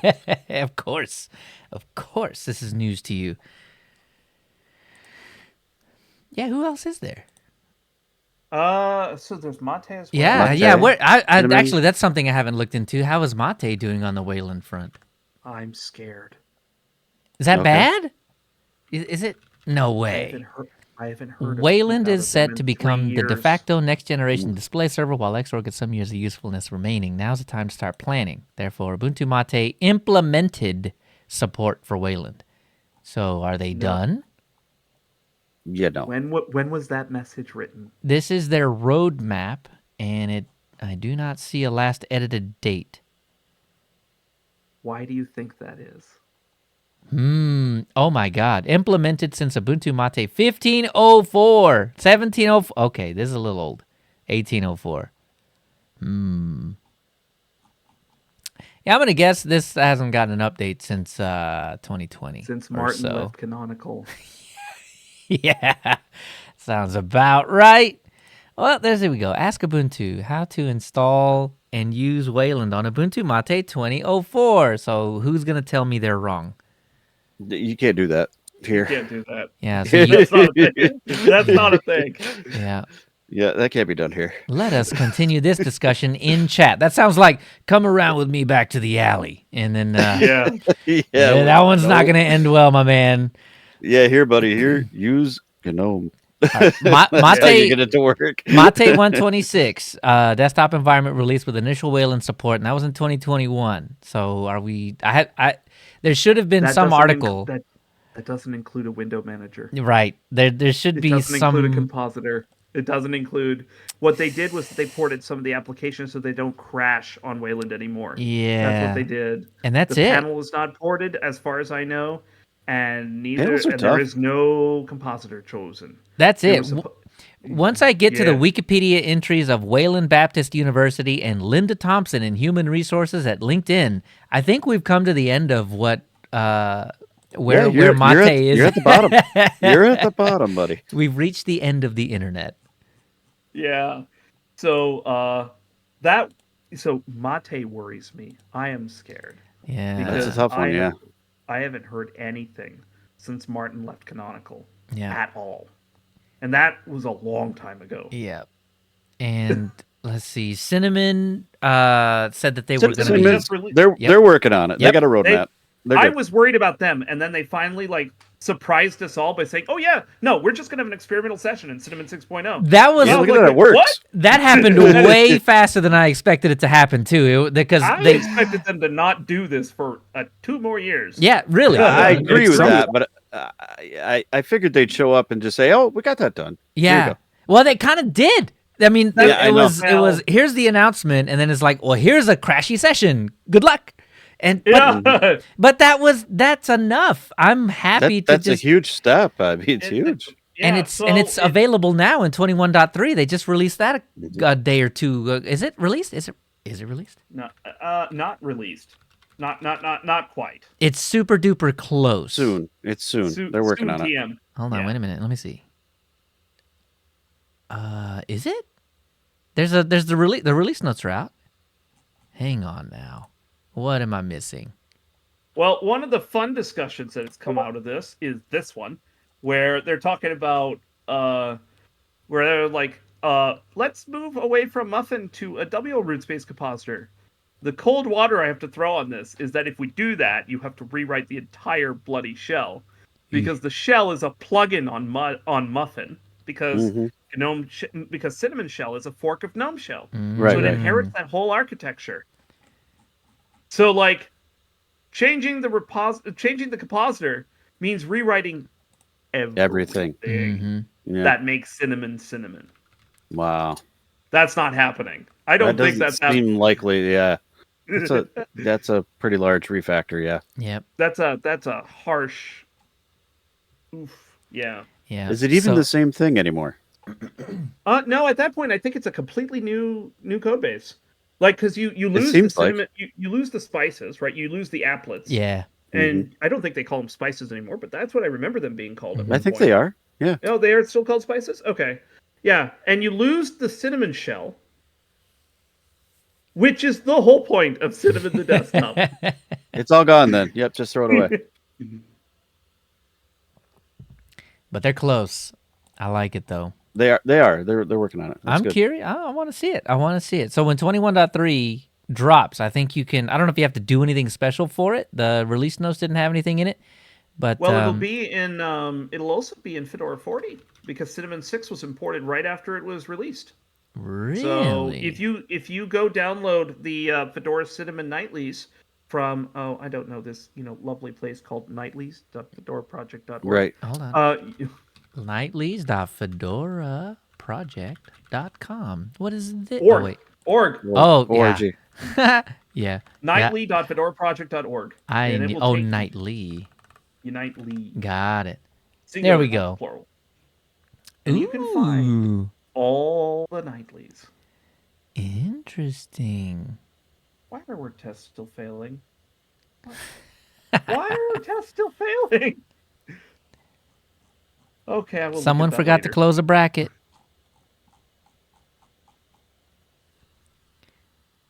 Yeah, well, okay. It looks like K-mail contact conversation. Oh, these will all be fixed with the RC. That's fine. I don't care. These are things that are like, okay, this is like beta E problems. They'll be fixed with the release candidate because a bunch of fixes have landed in the meantime. But, I'm really excited to do it. I think I'm gonna roll Rawhide for a little bit, for at least a Rawhide's week. fun. Yeah. Well, just, so like, We just to should see for where our final Plasma week. 6 is at. Yeah, really. I mean, Yeah. Right. why not? guy. If it's gonna This guy. explode, you might as well do it in this guy style. runs it. Oh, I have to turn it on, but Okay. this guy runs it. Be nice. Eventually, will it show up? I don't know. Well, I'll show it again once it's actually booted up. It's not very interesting to watch it. Try to Crash turn on boot? Uh, Maybe. Well, no. I don't know. actually- Yeah. Oh, Take your there blue we go. screens. Oh, Did you just update? We'll see. it's I stepped away. Fickle. Is that we're talking about Kitty 6 on or Plasma 6 on Rawhide? Yes, Yes. sir. Ooh. Yeah, see? I think both Dan and I have decided that that's what we're going to run for the last week of leading up to the history. now it's booting up. All right. Oh, yep. It's, some Fedora Rawhide, man. I mean, I Maybe, yeah. did Fedora Chaos in a VM for a minute just to see, and I mean, Right, because Chaos it's has also got a preview, right? yeah, They do. Yep. And- OpenMintriva, Fedora, and Chaos have previews. yeah, and Yep, also and- Neon, right? Neon. Yeah, Neon. Neon's been Yeah, Neon always has everything because they're They don't they're, count. they're the everything don't plasma distro. well, okay. In a they're- way. Close they're enough. just- I do will- kind of want to know what you're talking about, though. Neon's interesting. That's what I will say. That's what I'll say in a stream. But hey, It's a place where we're testing things. yeah. There it is. There you go. Wow. That's Plasma on Fedora Plasma. Rawhide. Plasma 6 Yeah. on Yeah. Fedora Rawhide. Okay. Nice. It's even more special than you think. Let's see. So is there anything super glaring that doesn't work? Actually, I'm more disappointed that things just kind of work. That's fantastic, though. I love it. What a terrible problem to have. Right. That's amazing. There Alright, we go. Dan. Now That the looks color good. balance Sucks is when it correct. works great. I know, Yeah. right? Because, I mean, we're a podcast where all we do is complain about stuff. So what the hell, man? The only All these glitch happy that I users have that's putting you out of a job. I know. the only annoying glitch right now is that the font rendering's goofy, and that's about it. Boo. Okay. Okay, well, yeah, Leo can complain about that. I will Yeah. complain about that. I'm very much a fan of making it pretty. And plasma's always been really, really, really pretty if you turn on some of the settings. I think we have a couple of cute bugs actually that's causing it, and it's not really plasma. Makes sense. Okay. Yeah. So But something that will resolve itself. I hope so, but some of those font rendering issues are actually causing some of the tests to fail because we like because it can't figure out what the text is. Can't see what it is. Right. Yeah. Oh, that I makes have a sense. question. Are you basing it on Qt 6.6 or 6.7? Yeah. 6.6 right now. Man, that annoyed me. I was trying out Plasma 6 on Arch, and they updated to 6.7, and it's awful. Like half the system settings broke, and all kinds of stuff broke. Ooh. Oh, that does not give me hope. Yeah. It just gives you like QML errors all over the place. Oh yeah. That's fun. Have fun. And that's why we pay y'all the big bucks. See you on the other side, Neil. Well, I don't know. So yeah, we've tried a few different ones. It's been good. You're right. It's hard to find a ton of fault. Yeah. I think a large part of it is because when you look at what is actually involved in this whole Plasma 6 thing, it's not a huge re-architecture of everything that is. Yeah. Right. It's not a huge redo of or change in paradigm. It's just a port to Qt 6 and refinement of what has already been done. Yeah. This is the first time a KDE major version hasn't involved a re-architecture of the whole bloody desktop. Yeah, exactly. You guys remember KDE 4? Wow, it was fantastic. Oh, yeah, buddy. not at first it wasn't. Oh yeah, it was. Came out around the time Vista, and you were like, which one's worse? And no one had an answer. And they had a lot of the similar looks, Steven. Yeah. Yeah, they kind of did. I'm really excited for it, though. I really actually am. So, Fedora Rawhide, man. All right, that's where we're at. Okay, you heard it here. Oh, by the way, Bluetooth works.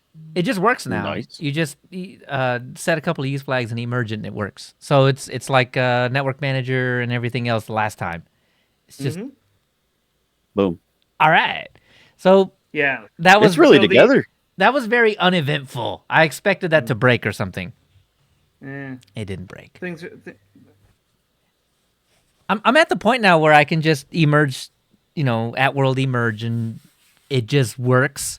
And that makes for a boring system. But I think that's what Gentoo was always meant to be, right? Once you get it settled, it's a boring system that just keeps working. I expected it to break. Fine. I'll have me a stable system now and forever. I do have... Yep, that's called Fedora Rawhide. Really? Okay. Actually, in all seriousness, right? Like, the way that Fedora integrates stuff, it is very rare that you wind up in a situation where everything's just torched. In Rawhide. Because, as you just saw with the nightly thing, the tests are all run through all the things. And anything. Yeah, it does. Yeah. Oh, sure. Stuff. For sure. Yeah. I like that a lot. So I will say, the thing I'm excited most about Plasma 6 is proper HDR support. Oh, yeah. Mm-hmm. Oh, well, okay. I want to caveat the HDR-ness. This is only for full screen applications. I was half chubbed, and you're going to let me down. Go ahead. It's only for full screen applications. Because having a mixture of SDR and HDR right now doesn't work anywhere. We're not even talking just Linux. It don't work anywhere. Yeah. Right. And Red Hat keeps throwing money at it. I'm totally fine with it just being full screen. I bought this nice new OLED ultra wide, and like HDR looks amazing on it, and that's what I want. Gotcha. I'll take it, man. Games. I am looking for. I know it requires some extra stuff because X Wayland and whatever, but yeah. Yeah, I am looking for a 4K 120 plus display, and I know that's not cheap for a good one. But that is what I'm currently looking for because I need. Wow. I need. Well, the framework, man. I just want to be able to do. It just needs to look nice on both sides because I have a 1080p monitor in front of me, and it's like it looks like 1080p, but then I have this screen in front of me, and everything is nice and smooth and scaled and pretty. But so it's kind of jarring going back and forth. It's fine. That's how they get you. It is how they get you, man. And I use a Mac for work, and that's the other half of it. So I'm at work. in like a high res display, and then I get on my framework and I'm on a high res display, and I just can't get away from it. And then you're on your desk, and it's not. And and it's just a little jarring, and I need it. Well, so I've kind of stayed away from the high res displays because I can't afford to have them everywhere. Yeah. Well, that was my mistake. Yeah. And now, well, I learned this from when I worked at a previous employer, and they just basically gave you whatever you asked for in terms of displays. ooh, beautiful. And I tried out the high DPI displays, and I was like, this is too good. Yeah, that's kind of how it goes. And now I have to buy a new monitor. And so I switched back actually to a 3-monitor 1080p setup. That's because cool. I didn't because at work. At home, I don't actually have the desk space for it. I barely have enough space for the single ultrawide that I just upgraded to. There you go. It's not a high DPI ultrawide, but it is a VRR ultrawide. There you go. Nice. Yeah, I could even see doing 1440p at like 125 scaling to get you like a 1080p screen, but you still get that extra smooth font rendering and stuff, man. Yeah, that's the thing. This is a 2560 by 10 by this is 2560 by 1080. So 21 by 9 aspect ratio, but so 1080p, simple, but like that. Wide. Yeah. Very cool. Yeah. The nice thing is that I can actually have two things up at the same time with a readable amount of width. And that was the real goal here, was that I wanted to have more width. And I don't have the space for multiple monitors on my desk. So just the one monitor fixture that just happens to be bigger is great. I like that. Mostly the word biggerer, but also that, So I know you got them face lenses and all that, but I actually run a 1440p ultra wide at 100% scaling, and it's more than readable. Oh yeah. I mean, I have a 32-inch 1440p right now, and it's actually perfect. Like that's just right. Yeah. So the hard part is like I could go to a 4K monitor, but that would be essentially, if you're doing doubling, that would essentially be a 1080p. Yeah, you're gonna have to hit like. I gotta go 5K. Very good. Yeah, I've got to do the 5K thing to get the 1440p like screen real estate, but at the pixeled up. I know, and that's an extra couple $200-$300 if you hit the fractional scaling. You're right. That would work. As long as you don't use GNOME, you're going to have fractional scaling just fine. Yeah, exactly. Yeah. So that's and I'm saying this not because that GNOME isn't trying or whatever. I mean, they are. We attempted it during Fedora 39, and then we had to roll it back because it was so bad. Yeah. It was so incredibly bad. I was astonished at how bad it is. I've had on Ubuntu, the newest Ubuntu, I've had a pretty good experience with it. I have 150 scaling here and 100% scaling here. And the only thing that blows up is if you dare turn on OBS. My God. It looks bad if you don't touch it. And if you do touch it, the Wayland session crashes. So I have to go. There's a little bit more to it than that. I'm sure there is. The algorithm around scaling is not good. Right. I don't know if you've seen the post from Hector Martin on the Fediverse. Oh my God, I gotta find this. He sends a lot of them, and they're good. What? Yeah, I gotta find this one. So he goes into depth about how bad the algorithm is for fractional scaling in GNOME. And the behaviors, how not great they are. Yeah. And we have fractional scaling on in Fedora Asahi GNOME. Yep. But all X11 applications look completely like garbage. And that's still a lot of applications. Well, that's actually a big thing that still happens, right? If it's X Wayland or anything else, it doesn't do that. Wait, you're telling me KDE's algorithm for fractional scaling is not ideal, but it is not awful. Not terrible. It is basically a parody with what macOS does when it encounters legacy applications. Let me ask you this. So this means that I could scale to 150 and run an X Wayland application and it looks okay? Right. Yep. In Plasma, there's like a toggle where you can have it either scale itself or have the system scale it. Right, and so if you hit system scale it, it'll do like it's best to like make it fit into the scale you have set for Plasma. But if you let it scale, if it has its own way of scaling, it'll work. It'll there, just but do that. If it doesn't, then you can choose to have it. And if an Whoa. X11 application is using, Qt or GTK properly, Yeah. guess what? They scale fine. Yeah. Wow. I use my laptop as a 1440p 15-inch. I use it at 150 all the time. Don't think twice. Dude. Oh, hold on. Nice. Dan. All right. Dan, I've been on GNOME for a little while because it's been nice to me, but this might be the thing that destroys all of that. And I'm a Plasma guy. I think you are now. Oh I'll no. be real with you, man. I've loved GNOME for years, but Plasma's definitely it's where it's at right now. And it like you said earlier, it's kind of a bummer that it has a good image in the community, but not outside of the community, and that sucks because the Plasma product is amazing. Really good. It's good. Really good. I think I found him. December 2nd, KDE and GNOME are both supported DEs for Fedora Asahi Remix, but there's still one issue that makes it impossible. Not to mention, variable refresh rate support. Yeah. Saying, without a there's wackadoo a patch that long crashes half there's the a long crap. list of features that GNOME is actually missing that and KDE has. Wayland to X app keyboard shortcuts, those work too. Mm-hmm. We have Like a my global one shortcuts portal. password, the same. Yeah. We also KDE implemented the global shortcuts portal, so Wayland native applications can also register global shortcuts. Oh, it's good, man. Dude. Is this you're the missing turning out. point? Are we hitting the turning point now where maybe We're some of there. that momentum on GNOME is going to slow down and maybe? I don't think it matters. All I think you Well, need, no, but I All mean, you want good stuff, get it.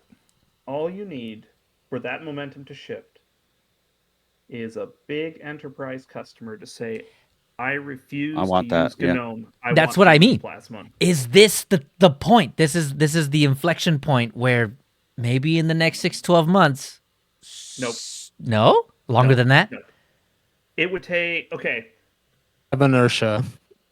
Again, we got to talk about that inertia thing. It would take somewhere on the order of 5 years for that to change.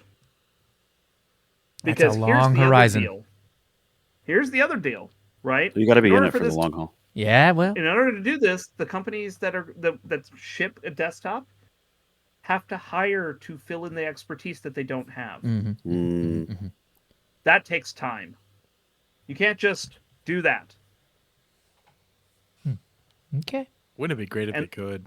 It would be great, wouldn't it? Maybe that was just my 12-month wishful thinking wish list. I mean, doing that would be tough in a good economy. True. We made it hard. Hey, this is Plasma Hard mode. winning hard mode. Yeah. Yeah. I know for Well- me personally, it's been a lot of like the little things that GNOME doesn't include that exist, but don't include for whatever various reasons. I'm sure they have theirs. I've always given him the benefit of the doubt and just assumed that like that triple buffering patch has been around Yeah. for how long? Yeah. They're only just now and finally and it's figuring been that out. carried Didn't in that- Ubuntu for right. 3 releases now. I don't know. Exactly. 2 LTSs at least. Yeah. Right. And Yeah. I've been in So a would have to- I think it was originally introduced. I think it was it was written just after 1804. Oh my it goodness, was, that's it was forever shipped- ago. Yeah, exactly. in Right. internet time, that's for sure.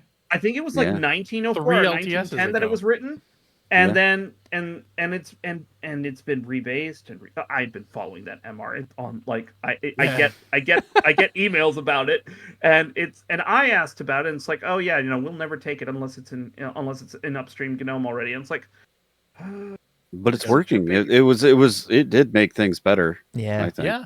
Oh, it absolutely did because I'm using it right now. Yeah. And Same. I just- used it. But like, try to add that triple buffer patch and the VRR patch together, and no. Then it all no. explodes. And so that's another thing that I don't have that problem on Plasma, I guess. And Right. Yeah.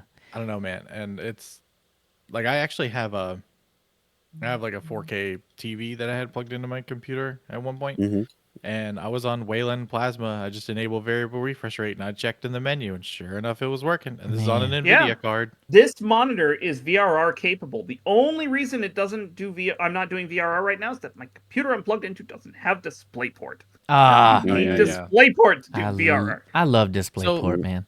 So mine Yeah. worked actually over HDMI on my NVIDIA The card. HDMI is not new enough.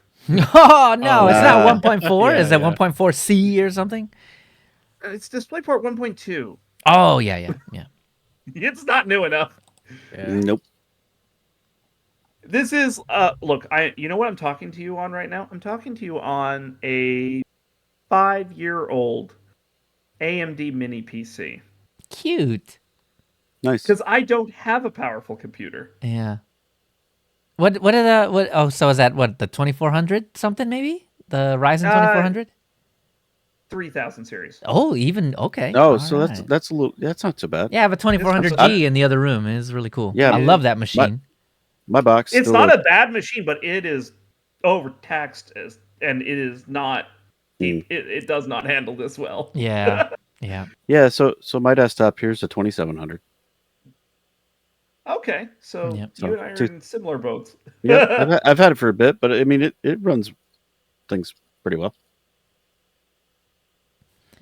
Yeah. I mean, I'm talking to you. Everything is mostly fine, but like the problem is like if I have too much going on, it's not happy about it. Yeah. And it doesn't. It definitely is less happy with this ultra wide than it was when I was using my 15-year-old 1080p LG monitor. And a few more pixels to render, man. I mean, what are you gonna do? Yeah, just a few. 1,000. Should have just stuck with the normal release. Had to get the widescreen. Yeah. So it's just the thing that kind of has to happen, and it is what it is, right? Like, and the computer is fine. It works. It at least has a Thunderbolt port. Like that was that's good stuff. That's not common on older AMD platforms. Yeah, Right. really. Yeah, I don't so have one of those.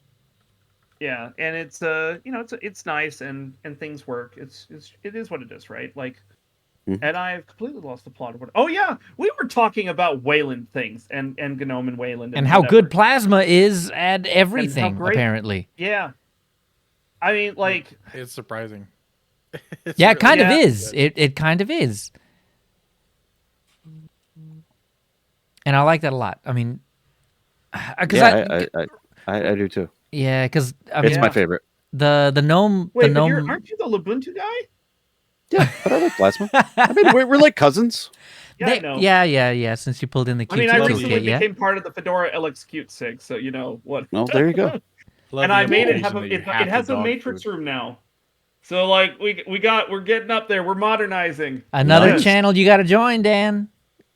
Oh, I'm Probably. gonna drag his butt in there now that I know that he has it. I used to hang out in the IRC, Fedora LX. Yeah, I'm gonna drag you in right now to all the things.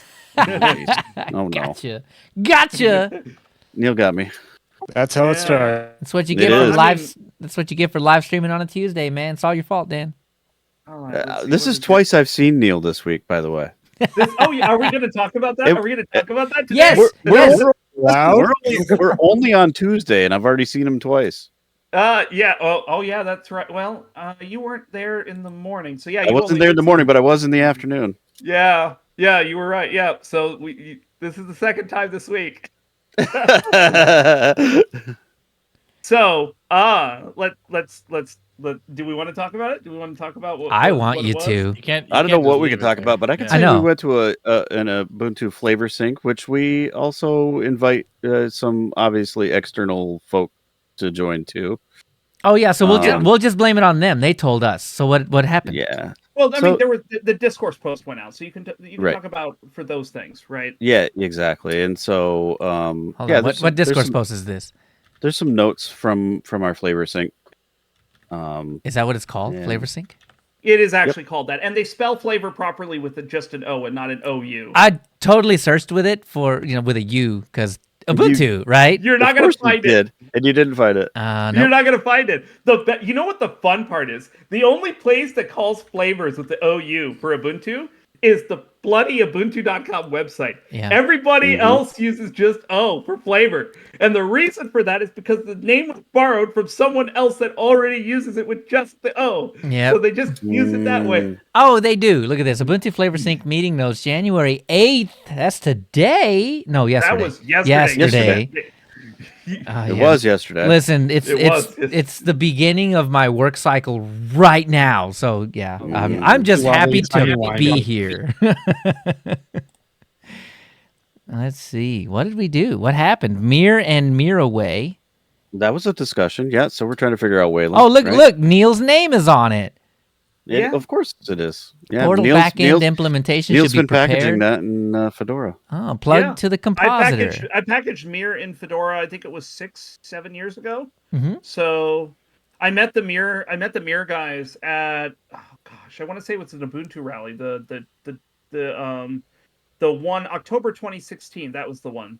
And the weird wow, okay. the fancy hotel in the Netherlands. And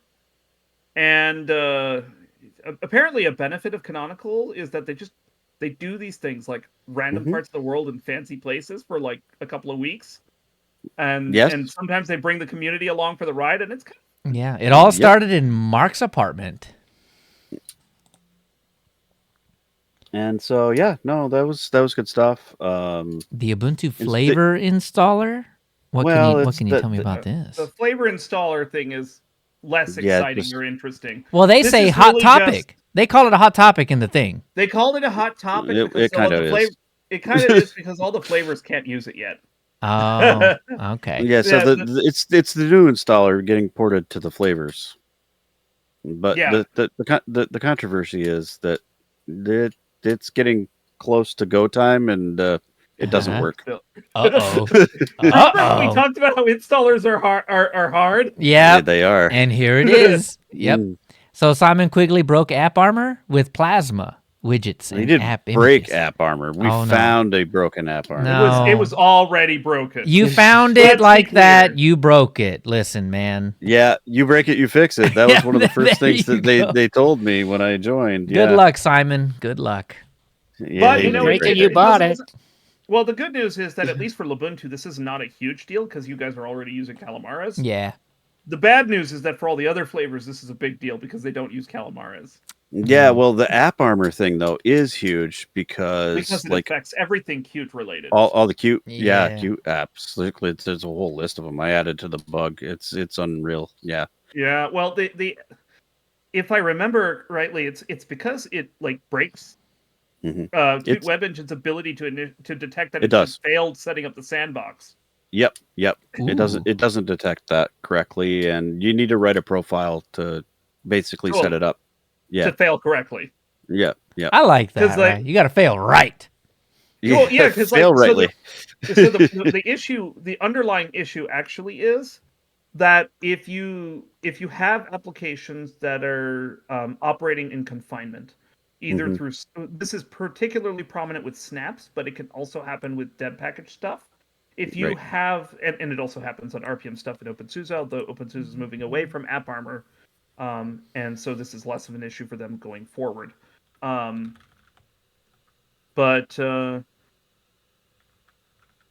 basically what's happening is because Plasma now embeds Qt Web Engine as part of its initialization to set up the desktop, because it's used for a couple of the core widgets. When Qt Web Engine fails and it freaks out trying to set up the sandbox and it doesn't get the correct no permission error, it fails in such a way that takes the whole desktop with it. Oof. It just everything. Yeah, dies. with Plasma stuff. Yes. Ow. Yeah, it's really bad. It's a crash loop. It's basically a crash loop because Plasma will try to restart itself and then eventually it'll give up, and Katie and Knit5D will just go throw this really basic looking error with like in a white pasty dialogue with black text looking like it's out of the classic Mac. That everything has failed and it can't launch. Man, you might as well just give it the whole Windows frowny face thing going on there. Just it's somewhat close to that. Something went wrong. Yeah, not quite. Right? Yeah. We crashed. Yeah. I will say in LXQ, like with this particular bug, when you go to try to launch something like say Falcon web browser or something, then it'll fail. That's a good one. It just won't even start. It just silently crashes. Silently crash, and if you look at the logs, it crashes very early, very hard. Yeah. Ouch. Actually, it reminds me of another case where Qt Web Engine bit us badly when I was working early on Fedora Asahi, where it turned out that the Chromium version that's embedded in Qt Web Engine for Qt 5 was so old it did not include the fixes that Hector Martin wrote to make it Or was it Hector Martin? It was somebody. Somebody worked, but he like made sure it was whatever Yeah. that allowed it to work on 16K pages. And so I Oh, cherry okay. picked the fix to Fedora's Qt web engine so that Plasma would stop crash looping. Oh, Because man, as we start winding this down, I remember maybe a month or two ago, Hector Martin wrote a post basically that said he'll stop calling out the kernel devs.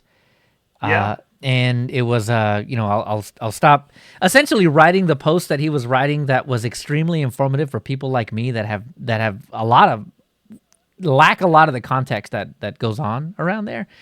I'm very sad about that still. Yeah.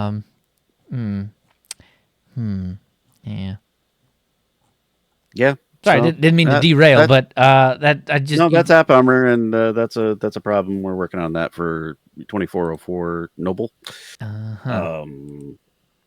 And there should be some fixes RPi? that are testing sometime soon. For Yeah, that. Raspberry Pi images. Yeah, there's some interest obviously in that. So we had some discussion around it. Yeah.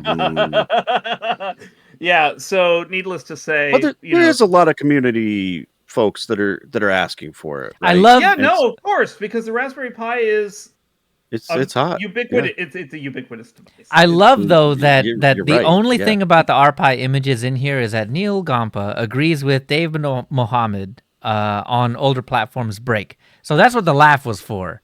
It has to be. It is. Yeah, basically we shouldn't do LTS. Basically, that's a bad idea. Oh, It's a very bad idea.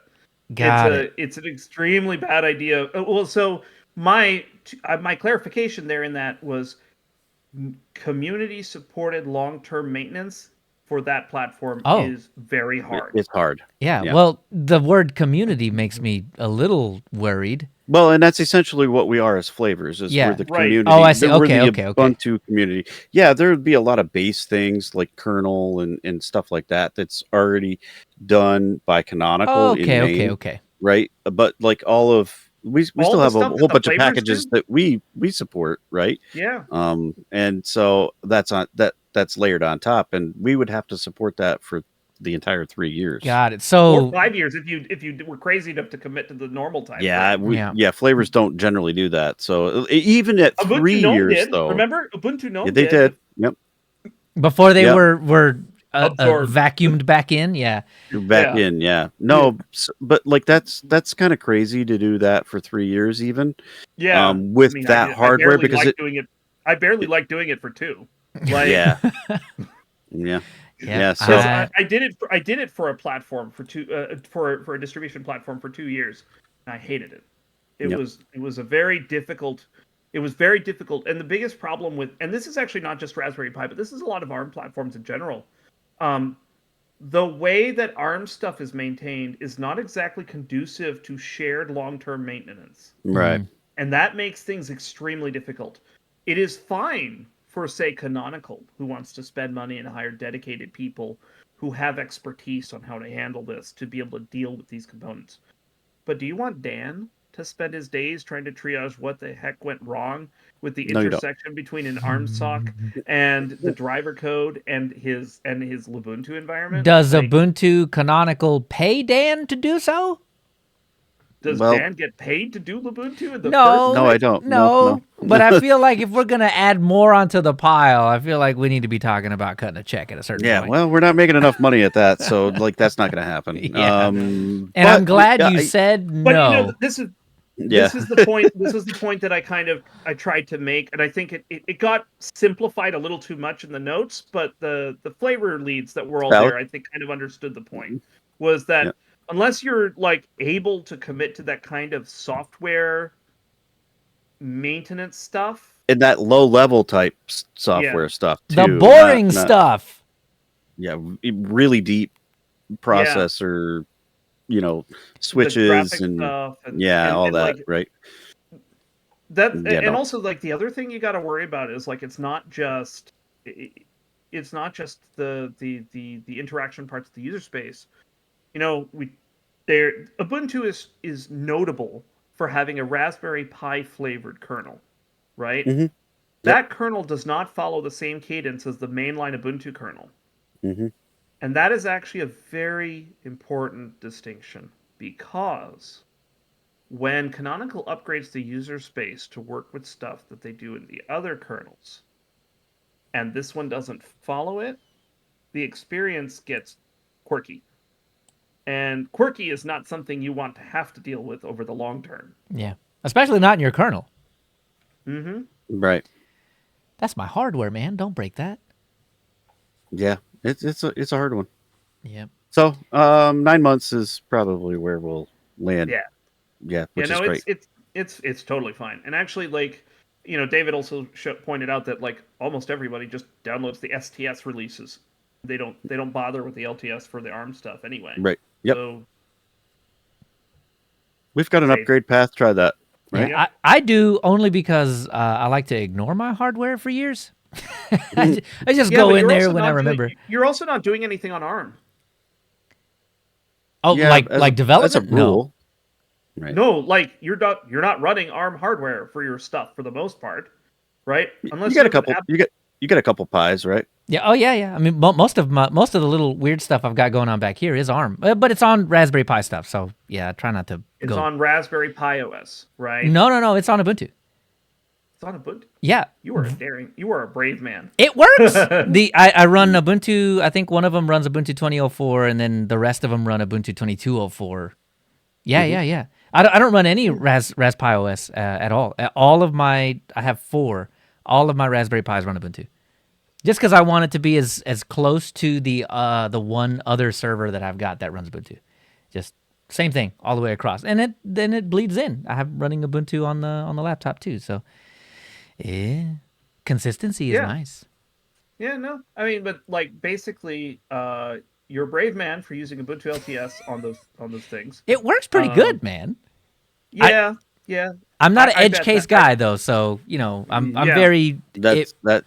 It's been documented 700 ways, so I'm pretty confident when I can copy pasta their stuff. Don't kick the dirt.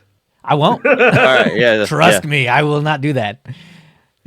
But yeah, like really, I showed up for the flavors actually because I was told about it because of Miraway. Because I packaged Mir for a while in Fedora, and I was interested to see what the reception was going to be around it, because I originally packaged. So this is some inside baseball backstory here. I love it. I originally packaged Mir for Fedora so that the Mate desktop would consider using Mir for their Wayland's future. That was why I packaged it. Whoa! And they still could. That's the way it is. That's 7 years ago. Yeah, I get it. But where it turns out today is it still could work. Yeah, but it still could work. We just established that Mate hasn't updated anything in regards to Wayland since 2018. It's still in the same state. So your Mir work might still bear fruit. Well, I mean, as part of the stuff that I was doing around Anaconda last week, I got to play around with Weston to a more intense degree. I actually kind of like Weston as a compositor. It has some nice features. One of the interesting things that Weston can do that no other compositor can do, none, is that you can run a Wayland session on multiple backends at the same time. You can have it running to hardware, exporting to RDP, and exporting to VNC all at the same time. Whoa. Nice. Yes. Huh. It can also run on top of X11. It can run on top of Wayland. It can run it is very flexible. It is very basic, but it is very flexible. And it is flexible is good. Yeah. Yeah. The only thing that's bad about it is it has no XTG portal infrastructure, but Mir also doesn't have any. And because it doesn't implement a lot of the common protocols that are used in a desktop, it is not so easy to run a desktop in it. So there are no layer shell implementations. Not GTK layer shell, not WLR layer shell, none of that. That's not there. You don't have any of the other bits that are needed to be able to run a desktop on Wayland. So for example, you take Lubuntu. Lubuntu is built on Qt. It uses Qt layer shell for its Wayland version. Yep. Qt layer shell expects WLR layer shell protocol to be implemented by your host compositor. So, the only compositors that can actually run it are ones written with W roots or Quinn, and that's it. Yep. Nobody else implements the protocol. Wow. And you got me again with the Quinn. I was like, Quinn? Oh, Quinn. Yeah. Fine, just say Quinn. No. Continue with the Quinn. It's just taking me a sec to catch up. I'll get there. I'll get there. I promise. All right. So what did we resolve today, Dan? I think no. Well, I mean, you got Bluetooth. Bluetooth. Bluetooth. We did actually. Yeah, that's very true. Yeah, I'm emerging my system now. I need updates. I haven't done that since the last live stream. We have to get you. We still have to get you guys onto Fedora and then making a Fedora remix of your own. Yeah, that is also true. So the first step is trying out Fedora Rawhide with KDE Plasma 6. Yeah, that's happening. So let's dip our toes into the Fedora ecosystem by doing that, and we'll do that for a week, and then we'll come back and we'll do our KDE. We'll start looking at what it takes to make a Linux user space distro remix thing. I'm still kind of excited about that. Yeah. That could work. I'm ready for it. I am ready for it. All right. Well, and then go ahead. And we also rediscovered that Wayland is a thing that needs to be dealt with. Absolutely. It's coming. It's coming. Yeah. I'm excited for it. I'm actually super excited about, I was at one of the reasons being at the Flavor Bees was talking about Mir, but I was very excited to hear the responses from the flavor leads. That I was already planning on individually reaching out to all of them at some point because some of the work that I'm working on is trying to get some of these other desktops in Fedora to have a Wayland experience and figuring all that stuff out. I'd like my work to be reusable. Yeah. Yeah. Especially since right now I'm trying to figure out LXQt, and oh boy, that's a rabbit hole. But I'm very excited that the Ubuntu folks are on board to get there. And I'm very excited. It won't be in the next LTS, but the LTS afterwards is going to be real good. I think so, yes. In the Ubuntu world for Wayland, that one is going to be, I think, the big one for a lot of people. I think we'll see just about all of the flavors be switched over by then. Something to look forward to. I hope so. Crossing my fingers on that. Yep.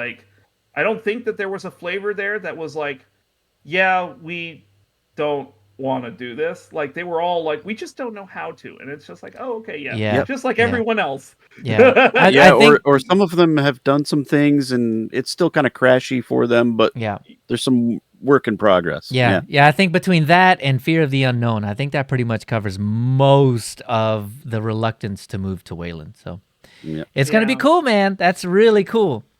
I'm really looking forward to it. I'm really looking forward to trying Plasma 6 on I've never done Rawhide before.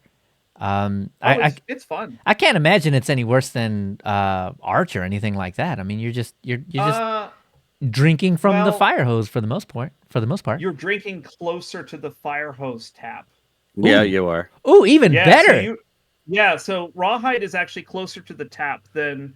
So in a lot of cases, you will find that Rawhide gets things weeks or months ahead of Arch. Dude, stuff lands in Fedora proper, before it lands in Arch sometimes. Sometimes. And that does happen sometimes. It blows my mind. And when we did GCC and I think Python are typically ones that land in Fedora long before they land in. Yeah, really soon. We covered a couple in the CentOS history, I think it was, where stuff just dropped in, stuff that you would have expected to drop in Arch, dropping in Fedora first. It was really kind of an eye-opener and kind of really cool.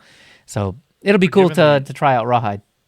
Given the open QA and other stuff that goes on in Fedora, Rawhide, you think is usable as a daily thing? For obviously an experienced user, not a... No. This is not a, you could just... Y'all go run Rawhide now. I mean, you could. Somebody who presumably knows kind of what knows their way around. Yeah. Just make sure you have another laptop or a phone to do the Googlings on, and you'll be all right. You'll figure it out. There you go. Something, There you go. All right, so... And actually, fun thing is that I think it was today. Yes, today. GNOME 46 Alpha is landing in Rawhide. Wow. Okay, that's cool. Now I have 2 sections of Rawhide to try out. Oh, yes, man. you do. I have a lot of work to do. Yeah. That's really cool. It's gonna be a busy week. Yeah, kind of is. And I think, and I'm trying to get scheduled for Fedora, for Fedora KDE to get a test week for Plasma 6. The release candidate releasing this week. I'm hoping that means that we can have within the next week or two, we could get a test week scheduled. That'd be fun. Yeah. People can try it out and give real feedback to KDE upstream. Well, I mean, we'll already have it installed, so I'm ready. Let's do it. We'll be watching for it. Like we can, we'll announce things. It will be a little delayed, obviously, but we'll get it out there. Cool. All right. Well, I guess that's probably about it. We've surpassed our 2-hour mark, and man, that was actually a really fun conversation. And in the background, I've been doing Gentoo things. So if you've just been watching the screen while we've been chatting, then we're good. I have to compile 184 packages, but other than that, wait, why didn't you just go binary?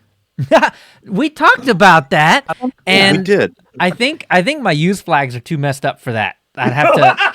I'd have to undo a lot of stuff to be able to hop on that binary train. But there might be some value in spinning up a VM just to poke at it and see if I can. I mean, it's been you could do it faster. It's been 20 years since I did Gentoo, and I never finished the last time. So because I might be done. Dial-up.